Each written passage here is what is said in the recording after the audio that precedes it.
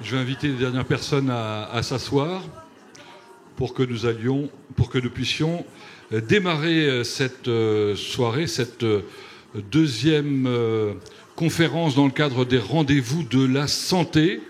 Aujourd'hui, 1000 premiers jours, santé de l'enfant et des parents. C'est sobre, c'est clair. Et ça fonctionne parce que vous êtes visiblement très nombreux ce soir pour vous accueillir.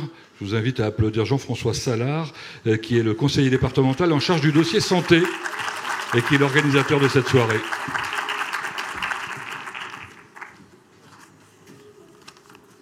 Bonsoir. Merci d'avoir répondu nombreux à notre invitation, à l'invitation du conseil départemental. Vous m'entendez bien là? Oui, c'est bon. Donc, je vous signale que pour définir les sujets que l'on traite lors de ces rendez-vous de la santé, nous réunissons un COPIL, un comité de pilotage, avec la participation de Christelle Fouache de l'IREPS, la participation de Samuel Veillé et la participation du docteur Mathieu Levaillant de l'ARS, que je tiens à remercier. Ça nous permet de nous mettre en phase pour définir les sujets. Alors pour l'année 2024, nous avons donc décidé de traiter de la petite enfance, la très petite enfance. Ensuite, en juin, nous ferons un rendez-vous sur la santé environnementale et nous terminerons l'année avec la santé mentale. Donc ceux qui le souhaitent, on pourra vous envoyer les dates de ces événements pour que vous puissiez les noter dans vos agendas. Alors, nous avons choisi de reprendre le format de la première réunion qui avait eu lieu l'année dernière, qui était sur la prévention du cancer, à savoir une conférence d'abord avec un expert. Donc, aujourd'hui, nous avons le plaisir d'accueillir le professeur Christelle Gras-Le-Guen, chef de service au CHU de Nantes, donc en pédiatrie. Et puis, son intervention sera suivie d'une table ronde et qui mettra en place des acteurs du territoire concernés par le sujet. Et ensuite, nous aurons un pot de l'amitié pendant lequel vous pourrez nous poser des questions, notamment sur l'avancée des fiches actions que nous avons mis en place au conseil départemental depuis l'organisation des états généraux de la santé. Alors quand je dis nous, j'ai inclus bien sûr l'équipe Mayenne Santé qui est constituée de Thomas Suarez et Tiffaine Ayenne-Lemoine qui sont les responsables de l'organisation de cette soirée et que je tiens à remercier également.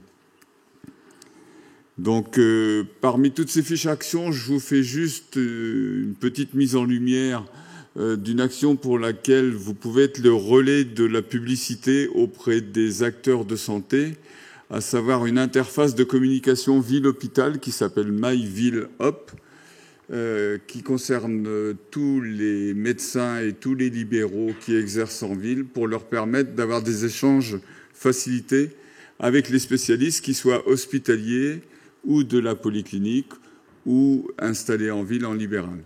Donc, si on veut que cet outil qui est vraiment très séduisant fonctionne parfaitement, il faut vraiment qu'il y ait un maximum de professionnels de santé à l'utiliser.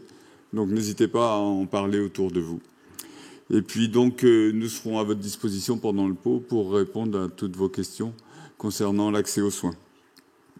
Donc, je vais pas tarder pour laisser la place au professeur Gras-Le-Guen pour qu'elle nous parle de cette première petite tranche de vie qui semble si importante. Auparavant, je repasse la parole à notre animateur. Merci. Merci, Monsieur Salard. Et alors, pendant que vous vous exprimiez, on a aperçu, et on va le revoir de nouveau, un QR code. Ce QR code que vous avez là, il suffit avec votre smartphone de le flasher et ça vous permet d'aller directement sur une application. Il n'y a rien à télécharger, hein, ça fonctionne tout seul, pour poser vos questions. L'idée étant que, à la fois pendant l'intervention du professeur Christelle Gras-Le-Guen, vous puissiez poser des questions au fur et à mesure en fonction de ce qu'elle pourra vous dire, et d'autre part, pendant la table ronde, ce sera la même chose. Vous pourrez également continuer à poser des questions. Alors rassurez-vous, Vous pourrez aussi poser des questions avec des micros qui vous seront donnés dans la salle. Alors à quel moment? Après la première partie, c'est-à-dire après la conférence, et puis à l'issue aussi de la table ronde, pendant la table ronde pour faire simple. Nous sommes ensemble jusqu'à 21h à peu près pour que vous ayez une petite idée, que vous ne partiez pas en cours de route. Voilà. Ce serait dommage que vous ratiez les 5 dernières minutes ou les 10 dernières qui seront les meilleures par la force des choses, évidemment. Je voudrais juste savoir un peu qui vous êtes. C'est toujours intéressant de savoir quel est le public présent parmi nous. J'ai vu que vous étiez très majoritairement des femmes, évidemment. Alors, est-ce que ça veut dire que vous êtes là parce que vous êtes des mamans ou d'abord parce que vous êtes des professionnels? On va commencer. Est-ce que vous pouvez lever la main si vous êtes là en tant que professionnel, on va dire, de la petite enfance ou du social, etc. Voilà, oui, ça a l'air d'être très majoritaire aussi. Donc je vais laisser maintenant les papas et les mamans lever la main pour se montrer aussi. N'ayez pas peur, levez, voilà, qu'on voit un petit peu. Si, c'est un quart, trois quarts, quoi. Grosso modo, voilà, professeur, le public qui va pouvoir vous écouter maintenant. Le professeur Christelle Gras-Le Guen, que nous allons accueillir maintenant, dirige le service pédiatrie du CHU de Nantes. Elle enseigne par ailleurs à la faculté de médecine, en pédiatrie bien évidemment, où elle dirige une équipe de recherche. J'imagine que vous nous parlerez de ces travaux de recherche. Par ailleurs, vous êtes également en train de préparer les assises de la santé de l'enfant que vous présidez. Ça ne devrait pas tarder. En tout cas, vous nous direz où vous en êtes. Est-ce que vous en attendez? Bien évidemment. 1000 premiers jours, c'est quoi le sous-titre? Santé de l'enfant et des parents. On vous écoute. Nous sommes tout oui. Merci beaucoup. Bonsoir à toutes et à tous, et puis merci pour cette invitation qui me donne le plaisir de pouvoir partager avec vous un sujet qui nous tient à cœur et qui anime le quotidien pour les professionnels de santé ou les professionnels médico-sociaux que nous sommes, et puis aussi pour les parents, bien évidemment. Donc on va avoir l'occasion de partager ce soir quelques informations, quelques actualités. Je vais bien évidemment vous raconter l'histoire des assises de la santé de l'enfant qui est en cours, et puis surtout pouvoir répondre à vos questions et puis échanger avec vous sur les sujets qui vous paraîtront particulièrement pertinents. Donc pour commencer, je passe donc cette présentation et en effet, j'ai la chance de travailler dans une équipe formidable au CHU de Nantes où je travaille depuis pas loin de 30 ans, avec d'abord le service de réanimation, de néonatologie, et puis ensuite les urgences et la pédiatrie générale. Et donc c'est un grand bonheur au quotidien que de pouvoir interagir avec des équipes multidisciplinaires et totalement passionnées par ce métier. Donc le premier point, c'est que avant de vous parler des 1000 jours, je vais vous parler des assises de la santé de l'enfant. C'est en effet une aventure qui a commencé il y a 18 mois. Et donc, vous vous souvenez peut-être, on est en post-Covid, on est hiver 2022 et on ne comprend pas ce qui nous arrive. On ne comprend pas parce qu'on voit arriver des enfants par dizaines, puis par centaines, puis par milliers, dans tous les secteurs de la médecine, que ce soit en médecine libérale, que ce soit à l'hôpital. Il y a une épidémie hivernale sans précédent qui sature complètement notre système de santé pour les enfants. Et en effet, les urgences sont saturées, mais plus grave, les soins critiques sont saturés. Et ce qui avait affolé toute la France au moment où on était confinés et où on disait on n'a plus de lit de réa pour les adultes, et bien là, on n'avait plus de lit de réa pour les enfants. C'est la période où, vous savez, des enfants ont été transférés à 200 ou 300 km de chez eux pour pouvoir être pris en charge.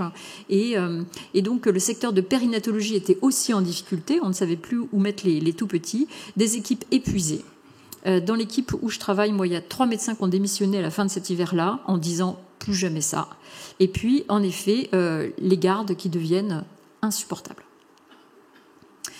Et donc, ce qui apparaît très vite, c'est que le problème, c'est pas ce virus. Le problème, c'est qu'on est dans un système qui est un peu au bout au bout de ce qu'il peut faire, et qui, bon an mal an, tous les hivers, essayait de tenir le coup, et là, qui flanche.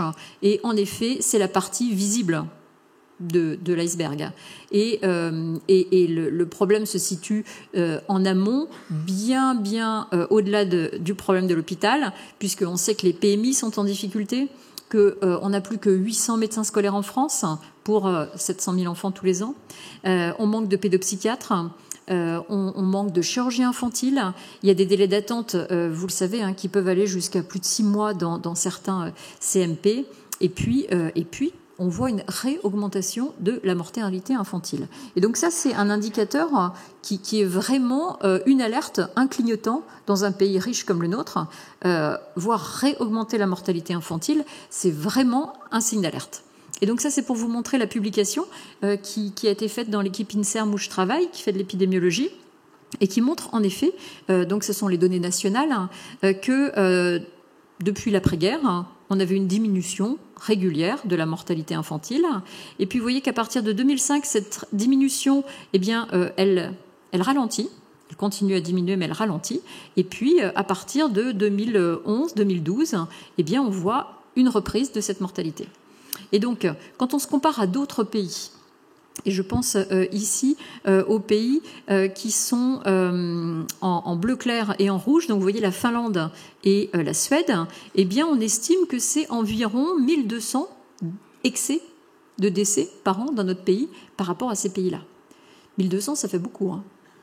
Et en effet, on n'a pas d'explication précise pour comprendre. Et donc sur cette image, vous pouvez... alors je ne sais pas si j'ai un pointeur. Oui, un pointeur là. Sur cette image, vous avez ici les âges. Et donc vous voyez les 0,6 ans, les 7-27, les 0,6 jours, les 7-26 jours et puis les plus de 1 mois. Donc ce sont des enfants dans la première année de vie. Et vous voyez que lorsqu'on est en vert, c'est que la mortalité diminue. Donc, entre janvier 2001 et 2005, ça diminue dans toutes les classes d'âge. On est content. Mai 2005 à juin 2012, on a un ralentissement de la diminution. Et là, ça commence à augmenter pour les 7-27 jours. Et dans la troisième période, 2012-2019, on a une augmentation, une reprise, on l'a vu, de la mortalité infantile. Et là, vous voyez que ça touche les tout petits, les 0,6 jours, que ça touche aussi les 7-27 jours, et que ça commence à augmenter de manière non significative chez les moins de 1 an. Donc, on a en effet des indicateurs qui laissent à penser qu'il se passe quelque chose.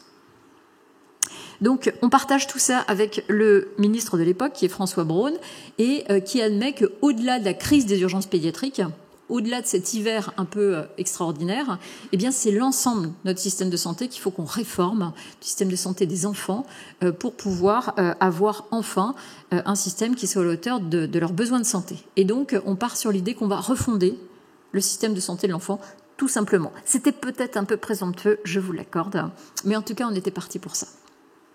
Et donc, l'objectif, c'était dépasser les constats, puisqu'on avait des témoignages par dizaines de gens qui nous disaient « on n'en peut plus, il faut que ça s'arrête, c'est insupportable ».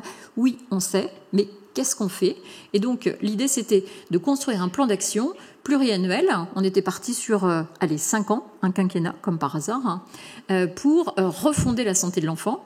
Et les principes directeurs, c'était ça. C'était que l'enfant, c'est les 0-18 ans. Et donc, on voulait une attention particulière aux périodes de transition. On parle de la santé de l'enfant au sens global de santé, à savoir physique, mentale et sociale.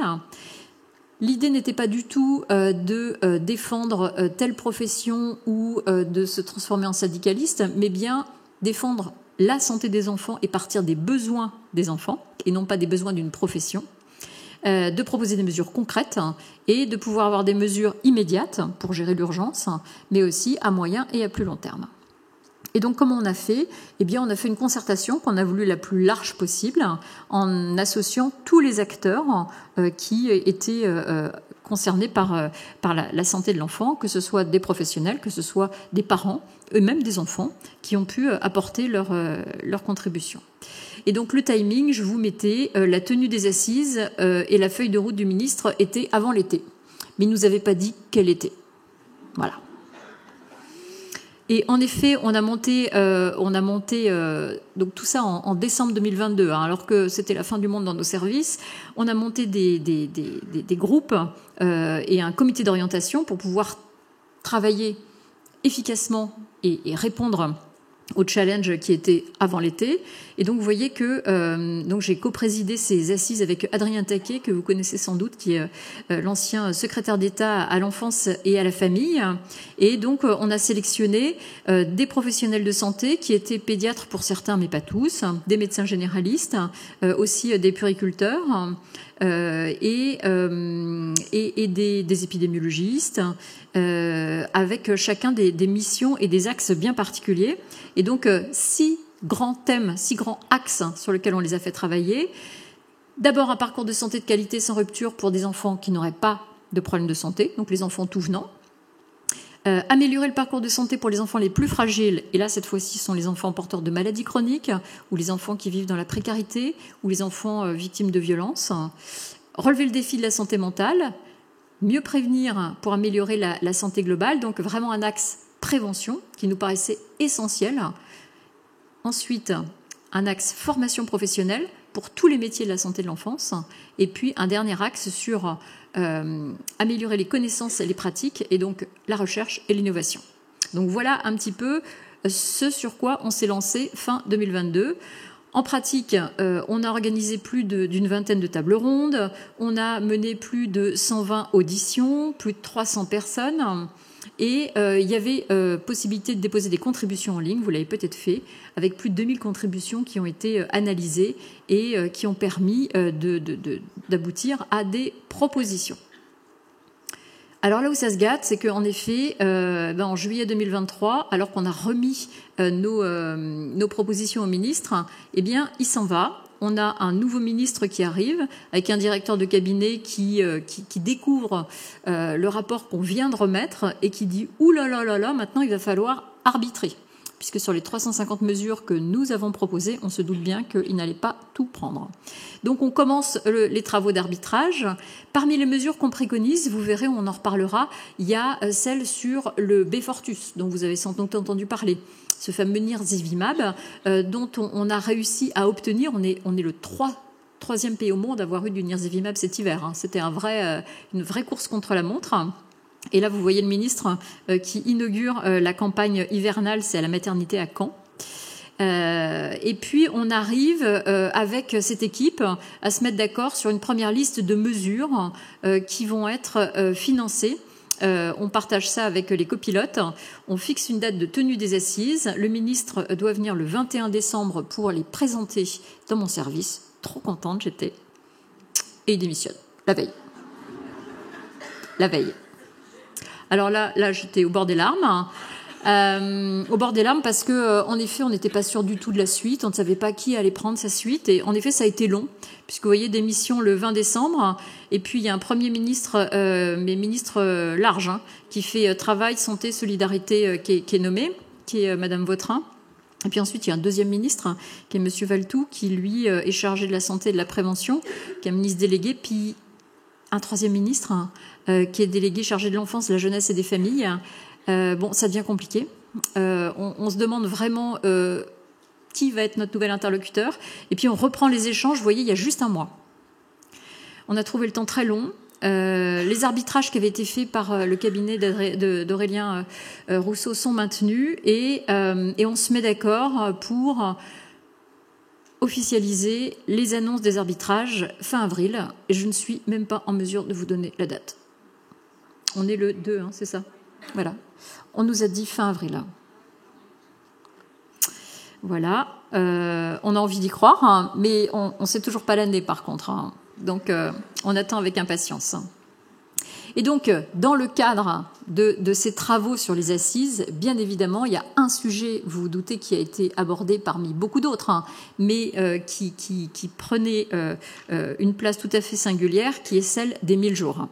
Et donc, je ne sais pas si vous vous souvenez, mais les 1000 jours, c'est un groupe d'experts qui se réunit à la demande d'Emmanuel Macron en 2019 et qui travaille sur cette période très particulière et qui est menée déjà par Adrien Taquet.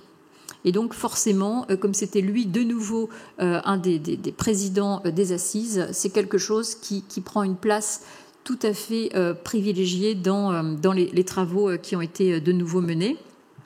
Et donc, on va pas revenir sur ce concept des 1000 jours que vous connaissez puisque il a été présenté en 2021. Et donc, c'était Boris Cyrulnik qui était le président scientifique de ces travaux. Et donc, vous vous rappelez que ces travaux ont eu comme point d'honneur de s'appuyer sur des données scientifiques.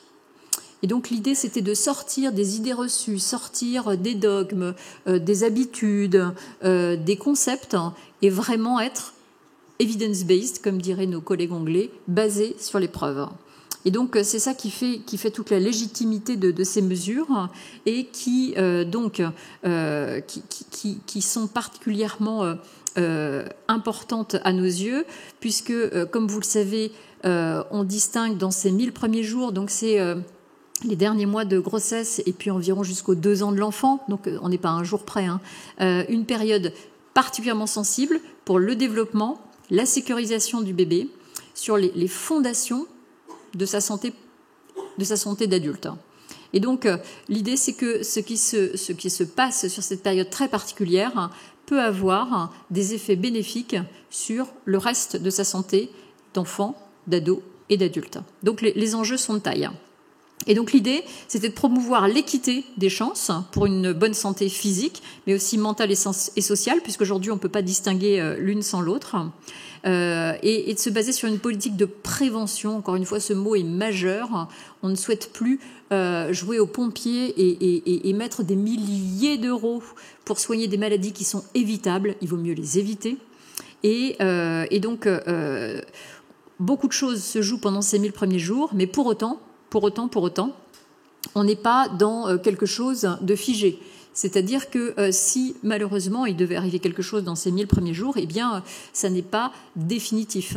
Et donc tout ne s'y décide pas. Et c'est pour ça que vous voyez que la phrase qui a été le titre des 1000 premiers jours, c'est là où tout commence. Mais en aucun cas là où tout se résume, où tout se décide. Mais c'est là où tout commence. Et donc c'est l'opportunité d'identifier des interventions précoces et des pratiques préventives. Et ça, c'est vraiment deux maîtres mots. Donc le bonheur, l'impatience d'être parent, on aura l'occasion d'en reparler. Ça s'accompagne aussi d'inquiétudes, de doutes, d'interrogations face à l'inconnu, qui pendant longtemps ont été un peu tabous et qui aujourd'hui nécessitent que ces parents, ces futurs parents, ces jeunes parents, puissent avoir des informations qui soient basées sur les preuves et non pas sur des notions un peu fantaisistes qu'on peut trouver sur certains réseaux sociaux. Donc je passerai rapidement, mais vous vous souvenez que ce document des 1000 premiers jours, qui a largement circulé en 2021, eh bien il est en 5 parties. La première partie, c'est en effet les travaux de recherche sur lesquels se sont appuyés le comité scientifique pour formuler un discours de santé publique qui soit à la fois simple, cohérent, avec quelques messages clés. Et donc il y a des propositions qui sont faites. La deuxième partie, c'est le nouveau parcours des 1000 jours et les propositions concrètes qui sont faites aux familles.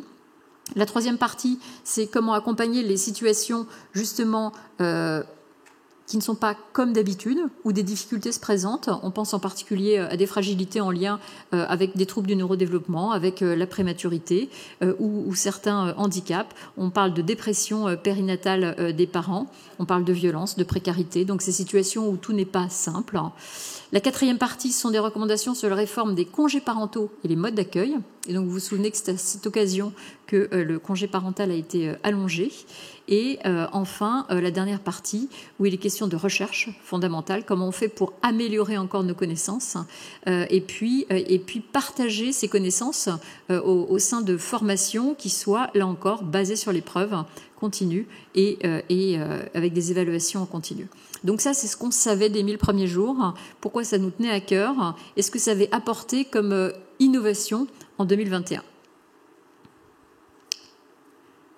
Et donc, dans les travaux des assises, il est apparu très vite que cette attention particulière et les impacts sur la santé pendant toute la vie qui avaient été montrés à l'occasion de ces 1000 premiers jours, eh bien, il fallait qu'on puisse les renforcer. renforcer les protections maternelles infantiles, aller plus loin, adopter des mesures plus structurantes pour sauver ces acteurs majeurs de la période de la vie des enfants et de leurs parents, avec en effet un certain nombre de constats qui avaient été positifs à la mise en place de ces mesures, mais qui soulignaient aussi les insuffisances. Et donc l'idée, c'était que de nouveaux sujets soient lancés. Il était question d'allaitement maternel, d'attractivité des métiers et encore d'autres points que je vais vous partager. Donc, les assises avaient un peu comme idée de proposer un second volet aux 1000 jours de 2021 pour pouvoir compléter et renforcer ce qui avait déjà été mis en œuvre et peut-être ajuster aussi ce qui n'avait pas fonctionné.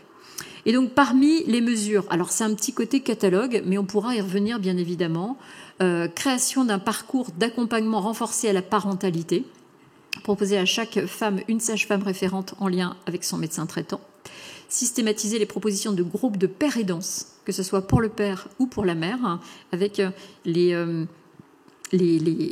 succès qu'on connaît de cette approche qui n'est beaucoup moins stigmatisante pour certains couples et qui permet une aide tout à fait considérable. Et améliorer l'information des parents et des professionnels sur le sommeil des parents. Et donc on y reviendra parce que c'est une question qui est extrêmement débattue en ce moment, avec tout un tas de propositions extraordinaires, de coachs de sommeil, de gadgets en tout genre que vous pouvez vous commander sur Amazon en 3 clics et qui vous garantissent un sommeil du juste et de l'innocent. Bien évidemment, il y a une part de charlatanisme qui est indiscutable. Alors les gens n'aiment pas quand je dis ça, hein, mais pour autant c'est vrai.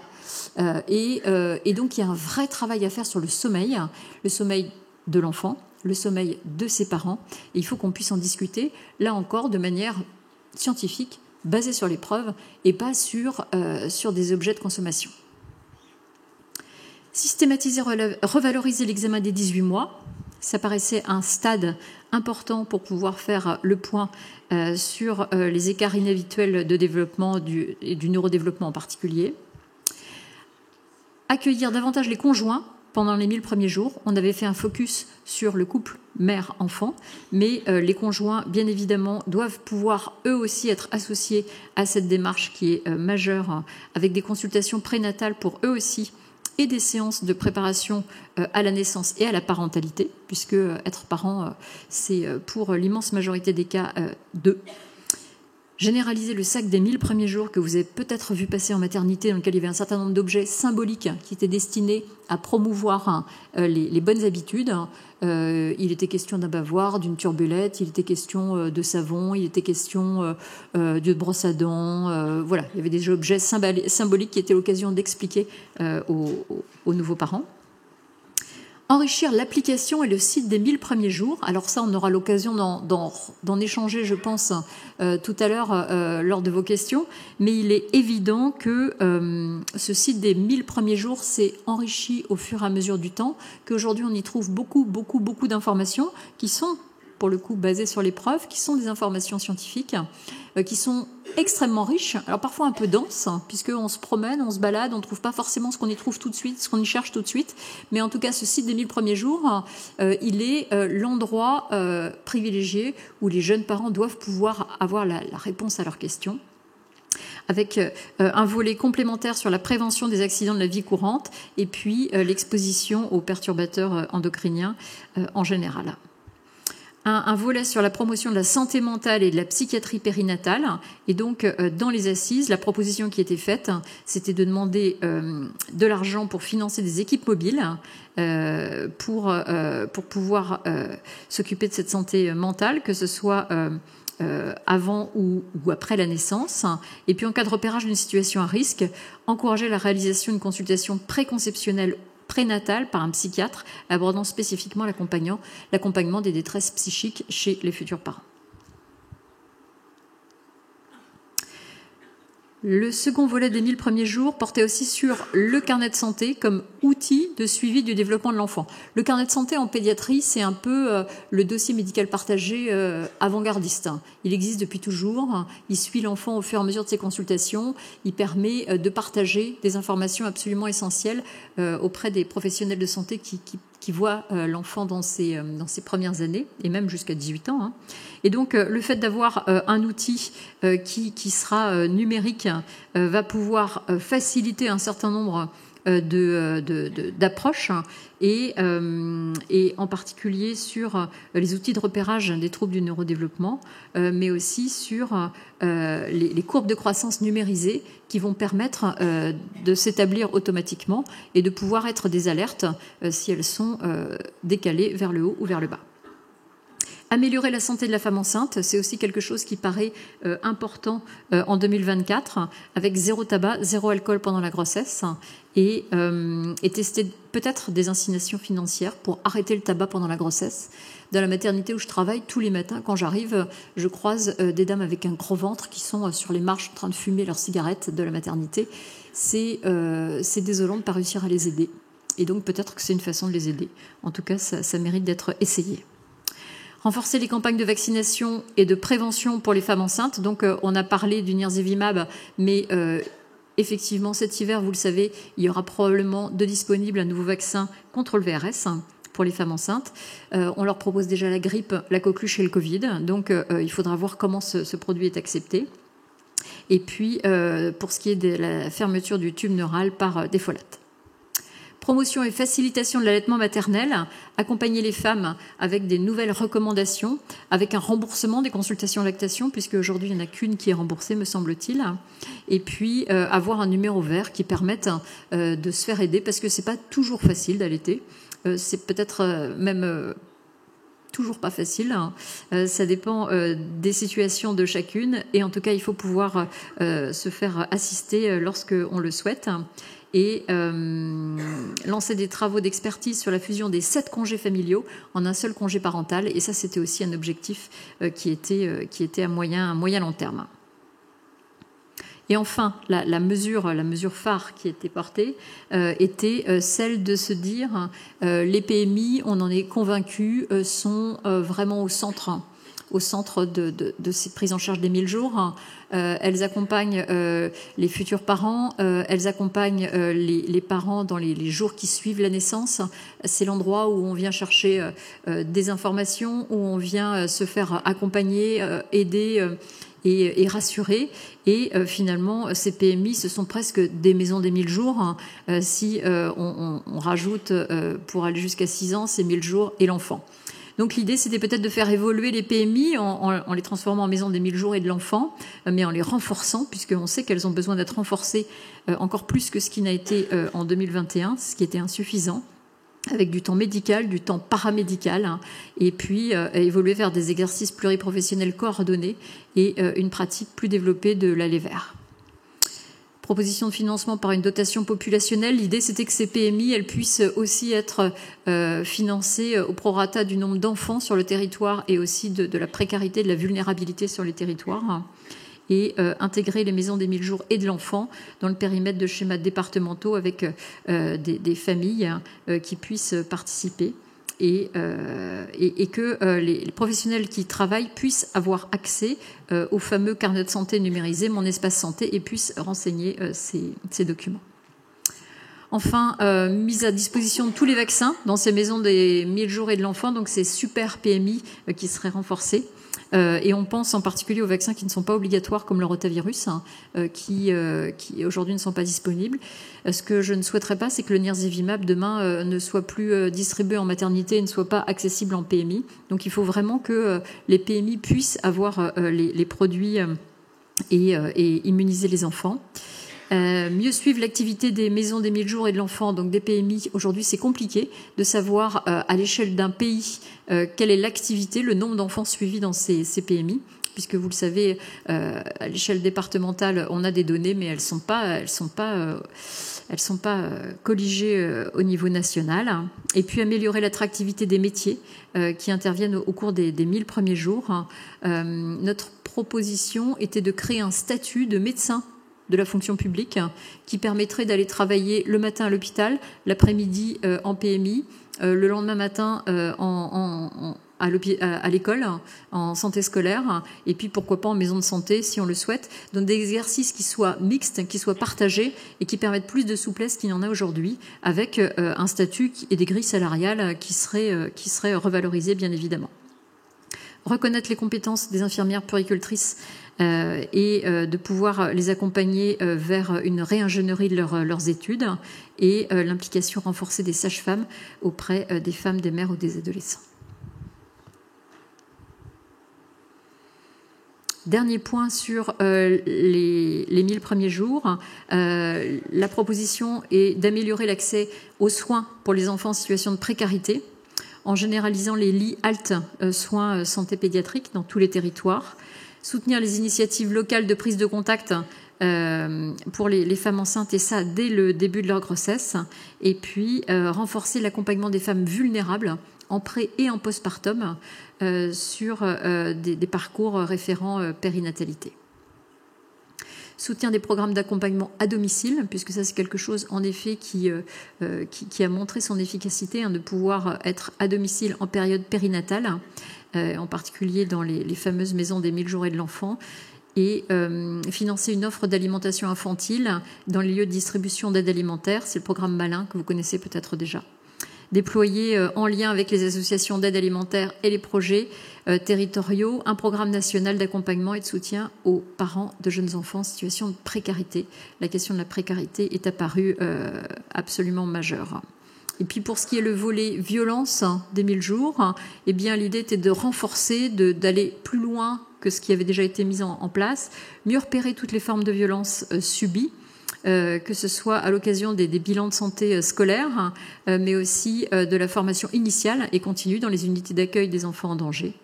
Et puis améliorer la sensibilisation à l'interdiction des violences éducatives ordinaires. On pourra en reparler, mais en effet, il y a un certain nombre de mesures qui sont proposées autour de ces violences éducatives ordinaires. Voilà, poursuivre la lutte contre le syndrome du bébé secoué, on en a beaucoup parlé, avec des polémiques qui sont parfois compliquées à gérer, mais poursuivre des campagnes de sensibilisation, former le personnel et pouvoir apporter une prévention systématique obligatoire des parents de nouveau-nés.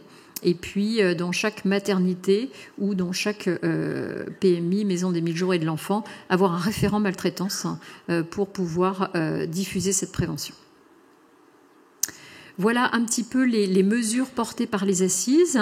Et donc ensuite, ce que je voulais illustrer avec vous, mais on est vraiment dans de l'illustration, ce sont les aspects concrets que peuvent prendre ces mesures, en particulier la prévention. J'ai insisté sur cet aspect qui nous paraît essentiel. Et donc dans la prévention, il y a bien évidemment la vaccination, avec le nouveau calendrier 2024 qui est sur le point de sortir, pour lequel les informations dont on dispose laissent à penser que l'élargissement de la vaccination contre le méningocoque pourrait être non seulement le C, mais aussi le B et peut-être même le AWC. Donc on attend avec impatience pour en savoir plus. La bronchiolite, on en a touché un mot, une maladie évitable, eh bien peut-être, avec la généralisation du nirsevimab, on en a eu 250 000 doses l'hiver dernier. Peut-être que cet hiver, on en aura 600 000 doses. Et donc, les discussions sont en cours, avec un produit qui s'avère très efficace sur la prévention des formes graves, et en particulier chez les tout-petits, la limitation des hospitalisations.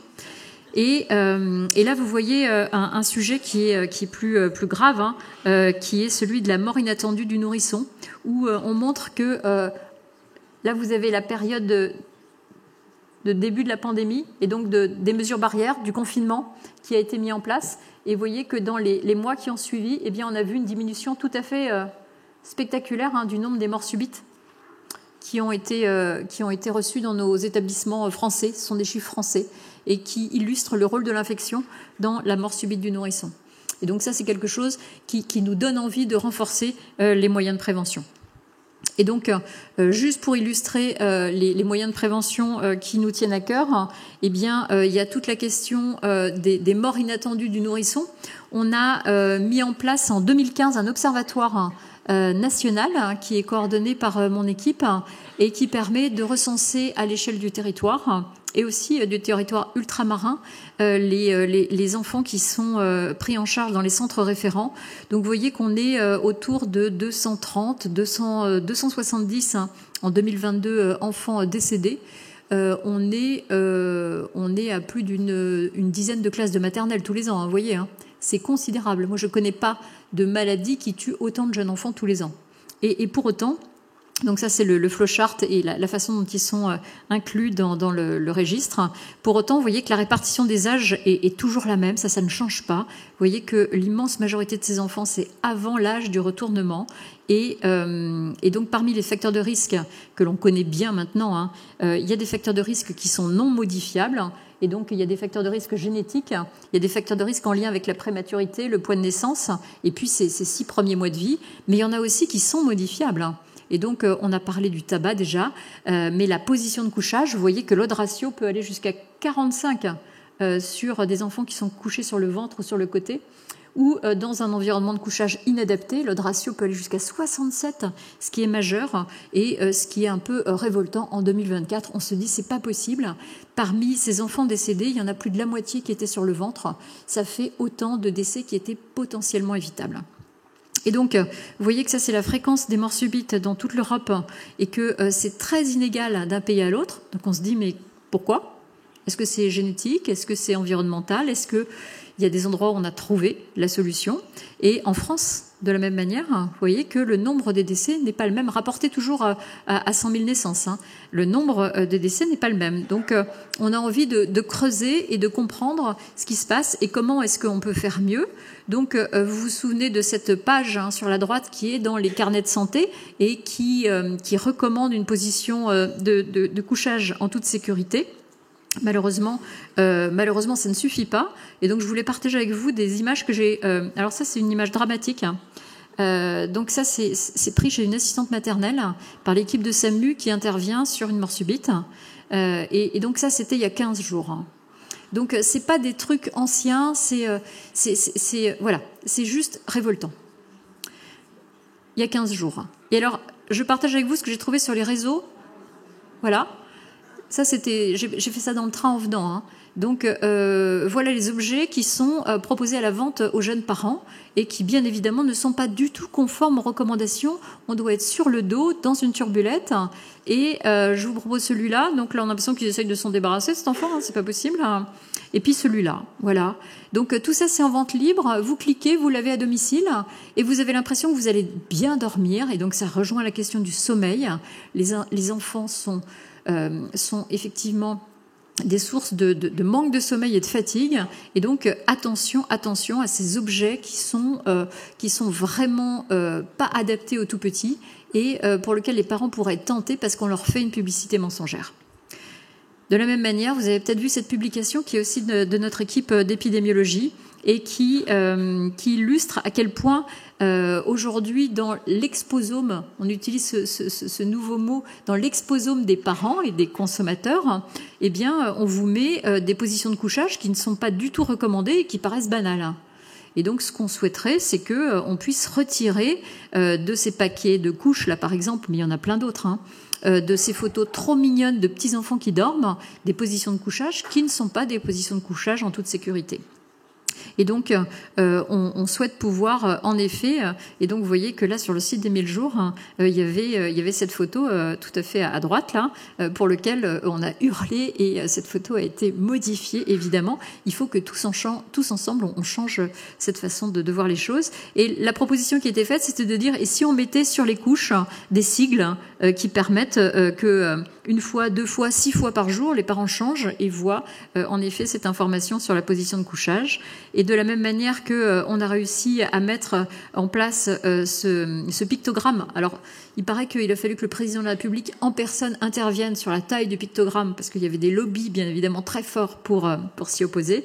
Et bien qu'on puisse mettre aussi ces pictogrammes sur le bandeau des couches. On ne dort pas sur le ventre ni sur le côté. Donc la prévention, vous l'avez compris, c'est un enjeu majeur pour le sommeil, pour les pleurs, pour la promotion d'une éducation bienveillante et sans violence. C'est quelque chose qui est probablement la prochaine étape si on veut améliorer de façon spectaculaire la santé de nos tout-petits et sur lequel on a encore beaucoup de travaux à faire ensemble et de formation et de conseils pour les jeunes parents à porter ensemble. Voilà, je vous remercie pour votre attention. Merci madame. Je vous invite à vous asseoir ici, ce sera plus sympathique pour répondre aux questions des uns et des autres. Je pense qu'on va remettre le QR code sur l'écran pour que vous puissiez le flasher et éventuellement poser vos questions par écrit. Ça arrivera directement ici et je pourrai me faire votre porte-parole. Il y a 2 micros également qui sont à votre disposition dans la salle.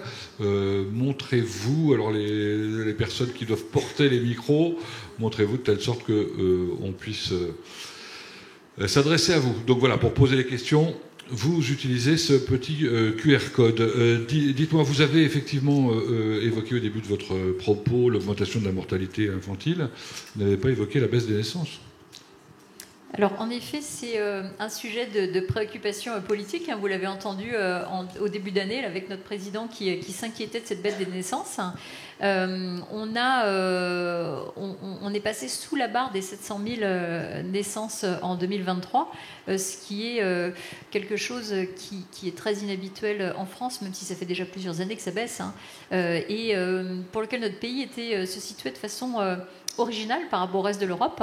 On a rejoint le reste de l'Europe avec probablement quelque chose qui est sociétal et donc qui est à prendre en compte dans les prochaines années. Pour autant, de manière très pragmatique, avant de se préoccuper de relancer la natalité, moi j'aimerais bien qu'on se préoccupe de faire baisser la mortalité. Et qu'on s'occupe de ceux qui sont là, et puis de ceux à venir, ça sera une prochaine étape. Mais ces indicateurs sur la reprise de la mortalité infantile, pour ma part, sont une priorité sur laquelle il faut qu'on se focalise. Et alors dans cette mortalité infantile, donc on a découvert sur la fin de votre intervention que effectivement les morts subites, dont 50%, alors n'était pas obligatoirement dû au fait que l'enfant soit, j'imagine, sur le ventre, mais où on constatait des bébés sur le ventre. Là, vous considérez qu'on peut effectivement, logiquement, demain, j'allais dire, gagner quelques vies. Alors, je fais très attention à chaque fois, je dis qu'elles sont potentiellement évitables, puisqu'on sait qu'il y a un certain nombre de décès qui ne le sont pas en lien avec des troubles du rythme ou des malformations ou des choses pour lesquelles les parents ne peuvent rien. Mais sur les environnements de couchage, on voit bien que c'est des mesures simples, c'est des mesures qui ne coûtent rien et qui méritent d'être partagées avec les jeunes parents pour éviter au moins allez, si c'est 150 ou 200 décès par an, et ben c'est déjà ça. Et donc ça, c'est des choses qui sont à notre portée et qui coûtent rien. Alors les jeunes parents aujourd'hui sont plus angoissés que leurs parents et que leurs grands-parents face effectivement à ces 1000 premiers jours. Alors vous nous direz, vous vous exprimerez, puisque moi ceux que je côtoie, je les trouve effectivement stressés. Nos concitoyens sont stressés en général, les parents comme le reste, mais ceux que je croise aux urgences à 23h ou parfois à 2h du matin pour une conjonctivite, oui, ils sont stressés.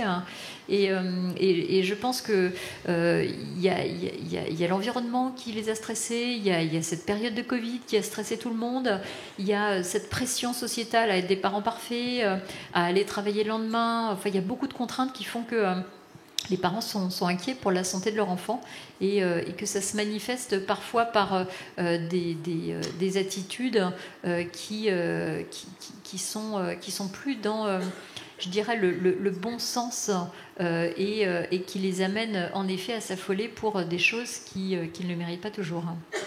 Vous avez évoqué la nécessité d'accompagner les jeunes parents, justement. Est-ce que les jeunes papas ne sont pas plus impliqués aujourd'hui, inversement, que ceux d'hier ? Alors si, indiscutablement. Et donc ça, c'est probablement une des révolutions sociétales, là aussi, de ces dernières années. Le congé parental a dû jouer aussi pour pouvoir les impliquer davantage. Et donc ça, c'est quelque chose d'extrêmement positif. Alors, quelques questions de la salle. Vous levez la main si vous souhaitez évidemment poser des questions directement de vive voix. Les premières arrivent donc grâce à ce QR code. D'abord, tout simplement, que signifie B-Fortus que vous avez présenté ? Alors, le B-Fortus, c'est un nom commercial pour un produit dont la dénomination commune internationale est le nirsevimab. Donc c'est un anticorps monoclonal qui s'accroche sur le virus de la bronchiolite et qui l'empêche de pénétrer dans l'organisme. Et donc cet anticorps monoclonal, il a été utilisé en France, aux États-Unis et en Espagne pour la première fois cette année. Et il a montré une efficacité tout à fait spectaculaire sur les formes graves de bronchiolite. Il a été proposé à tous les enfants qui quittaient la maternité, donc les bébés de quelques jours, pour les protéger dès la sortie et en complément des gestes barrières. Et on a une efficacité qui est de l'ordre de 75-80% pour ce produit. Donc c'est tout à fait... c'est une innovation extraordinaire. Moi, je me posais la question pendant votre présentation comment dire, l'acceptation des vaccins. Aujourd'hui, il y a eu une remise en cause forte au moment du Covid, non ? Alors, au moment du Covid, on a eu des polémiques, vous vous souvenez, très très fortes sur faut-il vacciner les enfants contre le Covid.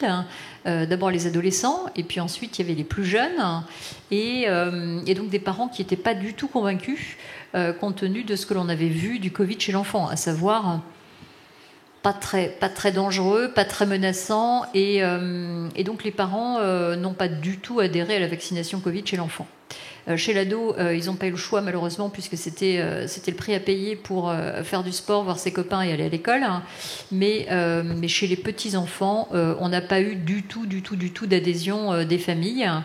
Et en effet, les pédiatres ne se sont pas battus non plus pour, uniquement réservé aux enfants avec des maladies chroniques et susceptibles de faire des formes graves. Pour la bronchiolite, on partait un petit peu, on ne savait pas quelle a été l'adhésion des familles. C'est un nouveau produit qui était administré chez des tout petits de quelques jours. On n'avait pas de recul et donc c'était difficile de prévoir. On était parti sur 30% d'adhésion et en fait on est à plus de 80% d'adhésion. Donc j'espère que l'hiver prochain on pourra en effet être à la hauteur des attentes des jeunes parents. Attention, les questions arrivent. Est-ce que l'augmentation de la mortalité des très jeunes n'est pas due au fait qu'on prend en charge des nouveau-nés prématurés plus précocement qu'avant ? C'est une sage-femme qui pose la question. Alors, en effet, c'est une question qui est tout à fait légitime, de même que la mortinatalité, donc qui sont ces décès qui surviennent dans la fin de la grossesse. Et en fait, ces chiffres interviennent très très peu, puisque finalement, les prématurés, vous savez, c'est un nombre de naissances qui est très très faible par rapport aux 700 000 naissances annuelles. Et donc, ce n'est pas ça qui influe sur les chiffres.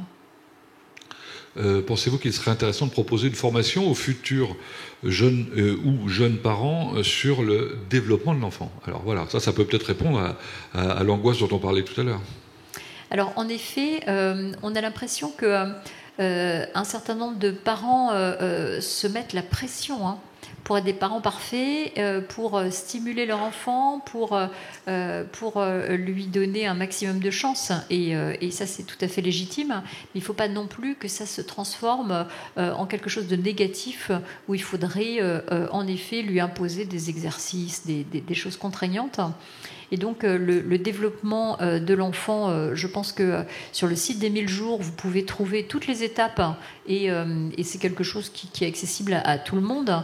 Maintenant, il faut que les professionnels de santé puissent, en effet, à l'occasion de chaque examen, être en alerte en faisant passer des tests très simples pour savoir si on est dans l'attendu ou si, au contraire, ce développement se fait de manière un peu atypique. Mais en aucun cas, ça ne devrait être aux parents de donner l'alerte, mais bien aux professionnels qui voient l'enfant normalement tous les mois. Que sont les lits haltes soins santé que vous avez évoqués ?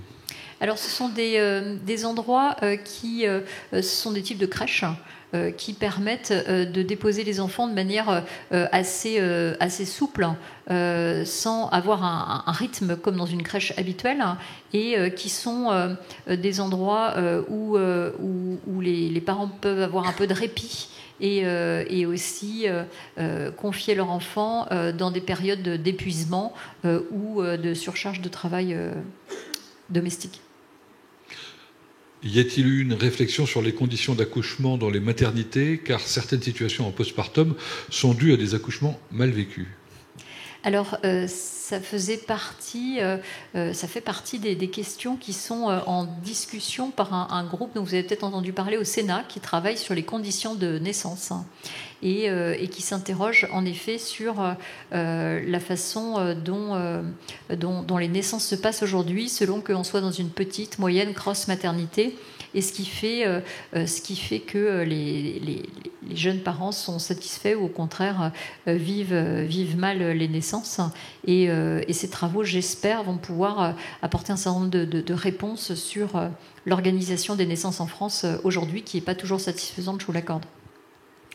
La baisse de la mort subite du nourrisson pendant le confinement ne pourrait-elle pas être imputée à d'autres causes que les infections, par exemple la modification des comportements dans les foyers durant cette période ? C'est évident, et c'est pour ça que ces travaux épidémiologiques ne sont pas destinés à établir une causalité, mais à montrer une association. Et effectivement, durant cette période où il y a eu confinement et aussi mesures barrières, puisque vous voyez que cette diminution des morts subites, elle dure jusqu'à 2022. Donc, ça dure pendant 18 mois. Il est possible que les familles se soient organisées différemment, que les modes de garde, les modes de couchage étaient différents. Et donc, c'est pour ça que ces travaux ne prétendent pas établir la causalité, mais bien un lien et une association entre des mesures barrières et la diminution du nombre de décès. Donc toujours pas de questions de vive voix. On continue les questions écrites, puisque visiblement ça fonctionne bien. Dans quel délai les maisons des 1000 premiers jours seront-elles mises en place ? Alors, on posera la question à la directrice adjointe de la PMI tout à l'heure sur la super maison des 1000 premiers jours. Alors voilà, c'était notre rêve, la super PMI, super maison des 1000 premiers jours et de l'enfant. J'ai peut-être pas été assez explicite parce qu'il y a en effet donc ces travaux des assises qui ont été menés et qui ont conduit à ces 350 propositions, dont la maison des 1000 jours et de l'enfant. Mais je ne vous ai pas fait part de l'arbitrage ministériel. Et je ne suis pas sûre du tout que ça fasse partie des mesures qui soient retenues.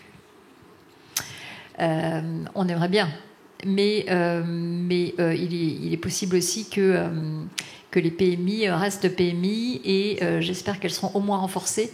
Mais ce concept qui est proposé dans le cadre des travaux des assises, je ne sais pas encore s'il sera retenu par l'arbitrage ministériel. Bon, on reparlera de la PMI dans un instant. Y a-t-il une corrélation entre prévalence de la mort subite du nourrisson et une période de la journée-nuit avec la prise de repas, par exemple ? Alors non, il n'y a pas de lien avec les repas. Ce qui est sûr, c'est que le lien le plus fort, c'est vraiment avec l'environnement de couchage. Et donc, il faut qu'on puisse refaire passer des recommandations simples sur un environnement de couchage qui soit en toute sécurité. Pas de matelas mou, pas de tour de lit, pas de doudou. J'étais dans le bus hier avec 2 copines qui avaient une poussette. Et donc, il y avait un plaid par-dessus la poussette. Enfin, je ne sais pas comment l'enfant respirait en dessous. J'étais très mal à l'aise. Je me suis dit, qu'est-ce que je fais ? Je tire sur ce plaid, je tire pas sur ce plaid. Est-ce qu'il y a un enfant dans la poussette ? Je n'étais pas sûre. Et donc, il faut vraiment qu'on puisse améliorer les environnements de couchage pour limiter les accidents. Mais ce n'est pas en lien avec les repas.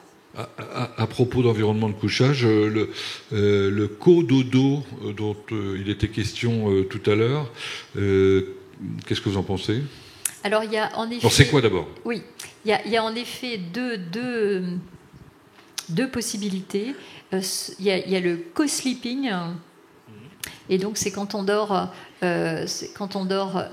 avec son bébé dans le même lit, où il y a un risque d'étouffement qui est majeur. Ce d'autant qu'on s'endort et que ensuite. C'est compliqué de surveiller ce qui se passe. Donc là, c'est clairement déconseillé. Et ça, c'est tout à fait déconseillé. Et puis, il y a le fait de pouvoir garder son enfant dans sa chambre, idéalement jusqu'à 6 mois, d'après l'OMS, pour pouvoir entendre s'il fait un bruit anormal, s'il tousse, s'il y a quelque chose qui donne l'alerte et qui vous permet d'intervenir parce que vous êtes dans la même chambre. Donc, la règle, c'est dans la même chambre, mais pas dans le même lit. Que pensez-vous de la multiplication, ça tombe bien par rapport à ce qu'on vient de se dire, de la multiplication des accompagnants, coachs en périnatalité qui présentent parfois des niveaux aléatoires de formation, nous dit cette personne. Mais c'est le problème du coaching en général, hein.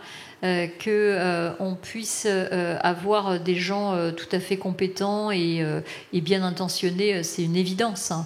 Mais je pense qu'en 2024, il faut quand même qu'on reste attaché au diplôme, aux formations académiques et qu'on ne peut pas s'auto-déclarer coach en sommeil, coach à l'école, coach en tout et son contraire.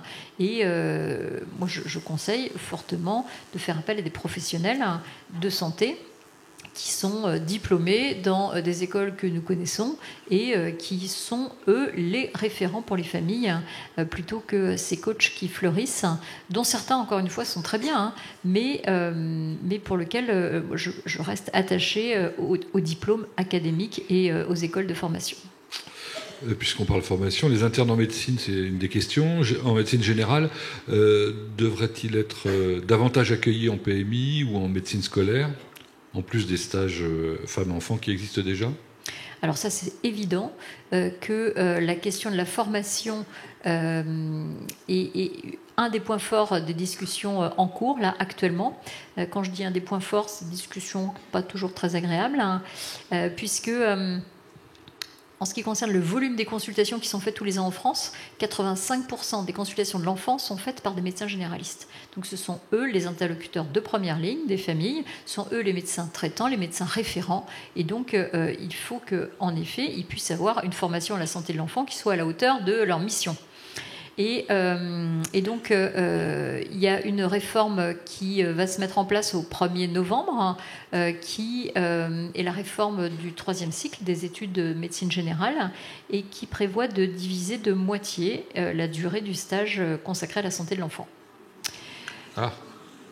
Ce qui n'est pas sans nous contrarier, enfin, ça nous paraît totalement antinomique avec la mission centrale de ces médecins.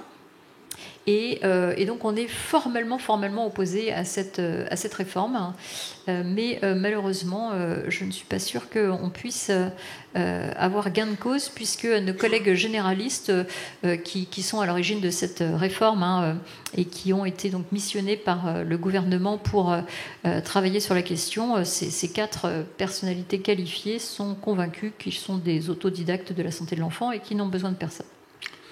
Bon. Revenons à nos bébés. Je vais poser 2-3 questions en même temps, puisqu'elles peuvent se regrouper. Quid des astuces pour le sommeil des parents? Ah oui. Et quels seraient vos 2-3 conseils pour de futurs parents souhaitant bien faire au-delà de la position de couchage? Alors, le sommeil des parents, c'est quelque chose qui ressort de manière très très forte en ce moment dans les demandes de parents épuisés qui arrivent en disant on n'en peut plus, aidez-nous, on n'en peut plus.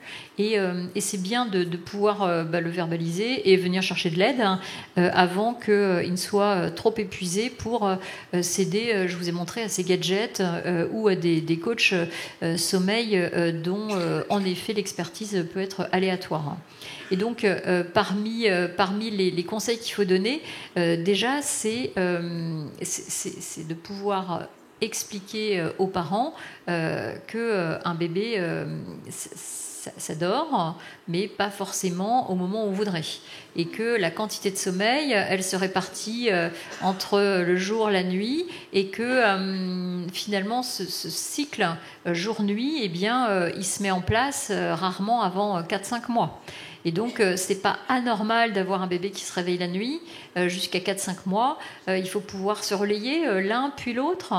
Alors, l'allaitement maternel, ça reste l'allaitement maternel. Hein, et donc, ça, c'est un peu un incontournable. Mais pouvoir peut-être en journée, se ménager des temps pour se reposer, mais savoir que les choses s'arrangent et qu'au bout de 4-5 mois, on peut en effet espérer avoir un sommeil de meilleure qualité. Et ensuite, si ce n'est pas le cas, eh bien là, il faut se rapprocher d'un professionnel de santé pour avoir des conseils sur les rituels de couchage, sur comment on endort un enfant dans de bonnes conditions et ce qui fait la qualité du sommeil. Et aujourd'hui, on a quand même beaucoup de travaux scientifiques qui établissent un lien entre le bien-être, la santé physique, la santé psychique et la qualité du sommeil. Donc c'est un vrai enjeu. La question a été posée de nouveau. Quels seraient vos 2 ou 3 conseils pour de futurs parents souhaitant bien faire au-delà de la position de couchage? Là, vous avez répondu en partie. Voilà. Comment on fait pour s'assurer que... Voilà, la qualité du sommeil. La qualité, oui, de ce qu'on peut, que l'enfant va être au mieux. Parce que vous en avez des enfants, vous avez vu en urgence, je crois, récemment, aux urgences, des parents qui sont venus avec un enfant qui pleurait. Oui, c'est ça. Il y a beaucoup de consultations pour les pleurs du nourrisson, qui sont une période de la vie qui peut être particulièrement compliquée à traverser, avec des enfants qui se mettent à pleurer en fin de journée, quand la nuit tombe, et qui font un bruit terrible parce qu'ils ont une capacité à hurler qui est très impressionnante et qui peut affoler complètement les parents. Et donc ces pleurs du nourrisson, c'est aussi l'objet de tout un tas de mauvaises habitudes, de médicaments qu'il ne faut pas prescrire. Je pense aux inhibiteurs de la pompe à protons, parce que ça ne marche pas. Et du coup, ça ne fait qu'entretenir l'inquiétude des familles. Et donc, en effet, les consultations pour pleurs du nourrisson, il faut prendre du temps, il faut écouter les familles, il faut examiner l'enfant, s'assurer qu'il est effectivement en bonne santé, s'assurer qu'il prend du poids et constater ça avec les parents. Mais vous voyez, tout va bien. Ce sont des choses qui vont rentrer dans l'ordre et il faut que vous soyez un peu patient. Ça va passer. Ça va passer. Très bien. Là, une autre question dans le même style. Comment expliquer que l'endormissement du soir soit si difficile ? L'endormissement du soir soit si difficile pour certains enfants. Alors, il est précisé aujourd'hui, mais est-ce que c'est différent aujourd'hui d'hier ? Alors probablement que c'est universel et qu'il y a des enfants qui s'endorment plus facilement que d'autres. Il est important de pouvoir entretenir des rituels d'endormissement et puis avoir des rythmes qui soient réguliers. Et donc, ce qui est compliqué quand on est un jeune parent, c'est que dans l'esprit d'un certain nombre de ces couples, c'est l'enfant qui va s'adapter à leur rythme. Alors que, en fait, les parents doivent s'adapter au rythme de l'enfant et pouvoir avoir des rythmes de coucher qui soient réguliers, pour des horaires de coucher qui soient réguliers et prendre des habitudes. Et en effet, ça bouleverse la vie des parents, c'est vrai. Bon, en fait, il y a beaucoup de questions. Je ne suis pas sûr qu'on puisse répondre à toutes les questions tout de suite. On va, dans un instant, attaquer la table ronde et puis on reprendra la série de questions qui vous concernent. Cela dit, il y en a une qui est précise et relativement simple, j'imagine, pour la réponse. Y a-t-il un âge limite pour vacciner un bébé contre la bronchiolite ? Alors, l'AMM, donc l'autorisation de mise sur le marché, est valable jusqu'à 1 an. Et donc, au-delà de 1 an, on considère qu'ils sont suffisamment grands pour se défendre tout seuls contre la bronchiolite et qu'il y a très peu de formes graves de bronchiolite au-delà de 1 an. Pour l'âge limite bas, eh bien, c'est dès la sortie de maternité. Bien, merci infiniment d'avoir répondu à toutes ces questions. Merci, vous restez avec nous, bien évidemment, et je vais inviter nos 2 participantes à la table ronde qui se sont déplacées ce soir. Virginie Plic, qui est directrice adjointe de la PMI de la Mayenne. Merci de l'applaudir, s'il vous plaît, pour l'encourager. Et Stéphanie Fossé, de l'association Maman Blues. Alors, avez-vous déjà entendu parler de Maman Blues ? Si ça n'est pas le cas, eh bien, nous allons la découvrir ce soir. Je vous invite à prendre le micro, mesdames, s'il vous plaît, et puis nous expliquer d'une certaine manière pourquoi vous êtes là aujourd'hui, parce qu'il y a des messages à passer. Qu'est-ce qu'on met en place effectivement pour les jeunes parents ? Qu'est-ce qu'on met en place pour les enfants à l'occasion de ces 1000 premiers jours ? Pour la santé des enfants, pour la santé des parents. Alors on va commencer par Virginie Plic, évidemment, puisque j'allais dire d'une certaine manière, on vous a tendu la perche il y a un instant, avec les propositions de ces 1000 premiers jours. Alors c'était quoi ? La maison des 1000 premiers jours, une super PMI. Juste comme ça, votre réflexion sur cette proposition ? Bonsoir. Je vous remercie déjà de m'avoir proposé effectivement de participer à cette table ronde ce soir. Alors on attendra, pour reprendre effectivement les propos du professeur Gras-Le-Guen, les différentes recommandations effectivement et les directives gouvernementales sur la question, à savoir effectivement si la protection maternelle et infantile en Mayenne est renforcée. En tout cas, elle bénéficie effectivement de l'ensemble des actions et des activités qui sont nécessaires effectivement en Mayenne. Elle est renforcée par l'ensemble des professionnels, surtout qui la composent, des professionnels de santé et des professionnels également en charge de tout le service concernant le mode de garde, qui réalise des consultations médicales auprès des parents, des futurs parents, des adolescents aussi dans le cadre de la santé sexuelle et affective, et bien sûr auprès des jeunes enfants de moins de 6 ans. On parlait tout à l'heure de la culture de l'aller vers, justement, c'est tout l'enjeu aussi de la PMI, de pouvoir justement se déplacer au domicile des parents et des futurs parents lorsqu'ils ne le peuvent pas, ou lorsque il y a des problèmes en lien avec la grossesse, et de pouvoir toujours avoir un accès aux soins de proximité sur le département, d'avoir un professionnel qui rassure, un professionnel qui écoute et qui prodigue des conseils, de pouvoir poser des questions, faire part de ses préoccupations. Je crois que c'est le vrai renforcement aussi de la PMI. Alors, j'ai oublié de signaler la présence de Monsieur le Président, Olivier Richefou, qui est parmi nous depuis déjà un moment et qui apportera la conclusion de cette soirée. J'imagine que lui aussi doit être tout à fait partant pour cette super maison, pour peu qu'elle soit financée par l'État, évidemment. On l'a bien compris. Si on reste sur cette période des 1000 premiers jours, santé de l'enfant, santé des parents, quelles sont, les actions concrètes menées par la PMI? Alors d'abord, la PMI, c'est combien d'agents en Mayenne? Alors, la PMI en Mayenne, c'est 65 agents, 65 collaborateurs, majoritairement des professionnels de santé, des médecins, des sages-femmes, des infirmières puéricultrices, des infirmiers, des infirmières également, des psychologues, une conseillère conjugale et des éducateurs également, ainsi que des professionnels administratifs aussi, qui sont dans la gestion d'un service en particulier concernant les modes de garde. Donc l'ensemble des actions, bien c'est celles que l'on citait, ce sont... Alors par exemple pour soutien à la parentalité, au hasard, je prends quelques-unes des propositions qui étaient faites. Donc sur la parentalité par exemple. Alors, dans le cadre de certaines actions, majoritairement en tout cas, sur la PMI en Mayenne, on a choisi effectivement d'être sur 2 axes principaux qui sont l'alimentation et la santé environnementale. Donc, on en parlait tout à l'heure dans le diaporama, la Mayenne est partenaire du programme Malin. Donc, on est... C'est quoi le programme Malin ? Alors, le programme Malin, c'est un programme qui développe une aide, en tout cas, sur tout ce qui est conseil et soutien dans le cadre de l'alimentation et qui s'appuie sur les sociétés savantes de pédiatrie et sur le plan national nutrition santé, de sa 4e édition maintenant, et qui permet en tout cas d'accéder aux parents et aux futurs parents au site et de s'inscrire sur le site du programme Malin, de bénéficier de tous les conseils, de fiches techniques, d'exemples de recettes, des dernières actualités en matière d'alimentation du jeune enfant. Et puis, par l'intermédiaire et par le biais de la PMI et de la caisse d'allocation familiale, il reçoit un email qui leur permet également de se connecter sur le site du programme Malin et d'accéder par le biais également des infirmières puéricultrices à des aides et des bons de réduction pour certaines familles envers des aliments, favoriser le manger sain, le fait maison, et de pouvoir aussi bénéficier de recettes simples, tout simplement. Les infirmières dont vous parliez, qui, comme les sages-femmes d'ailleurs, ont pu bénéficier de programmes de formation à la nutrition. Tout à fait. Tous les professionnels de santé ont bénéficié de formations dispensées justement par les professionnels du programme Malin.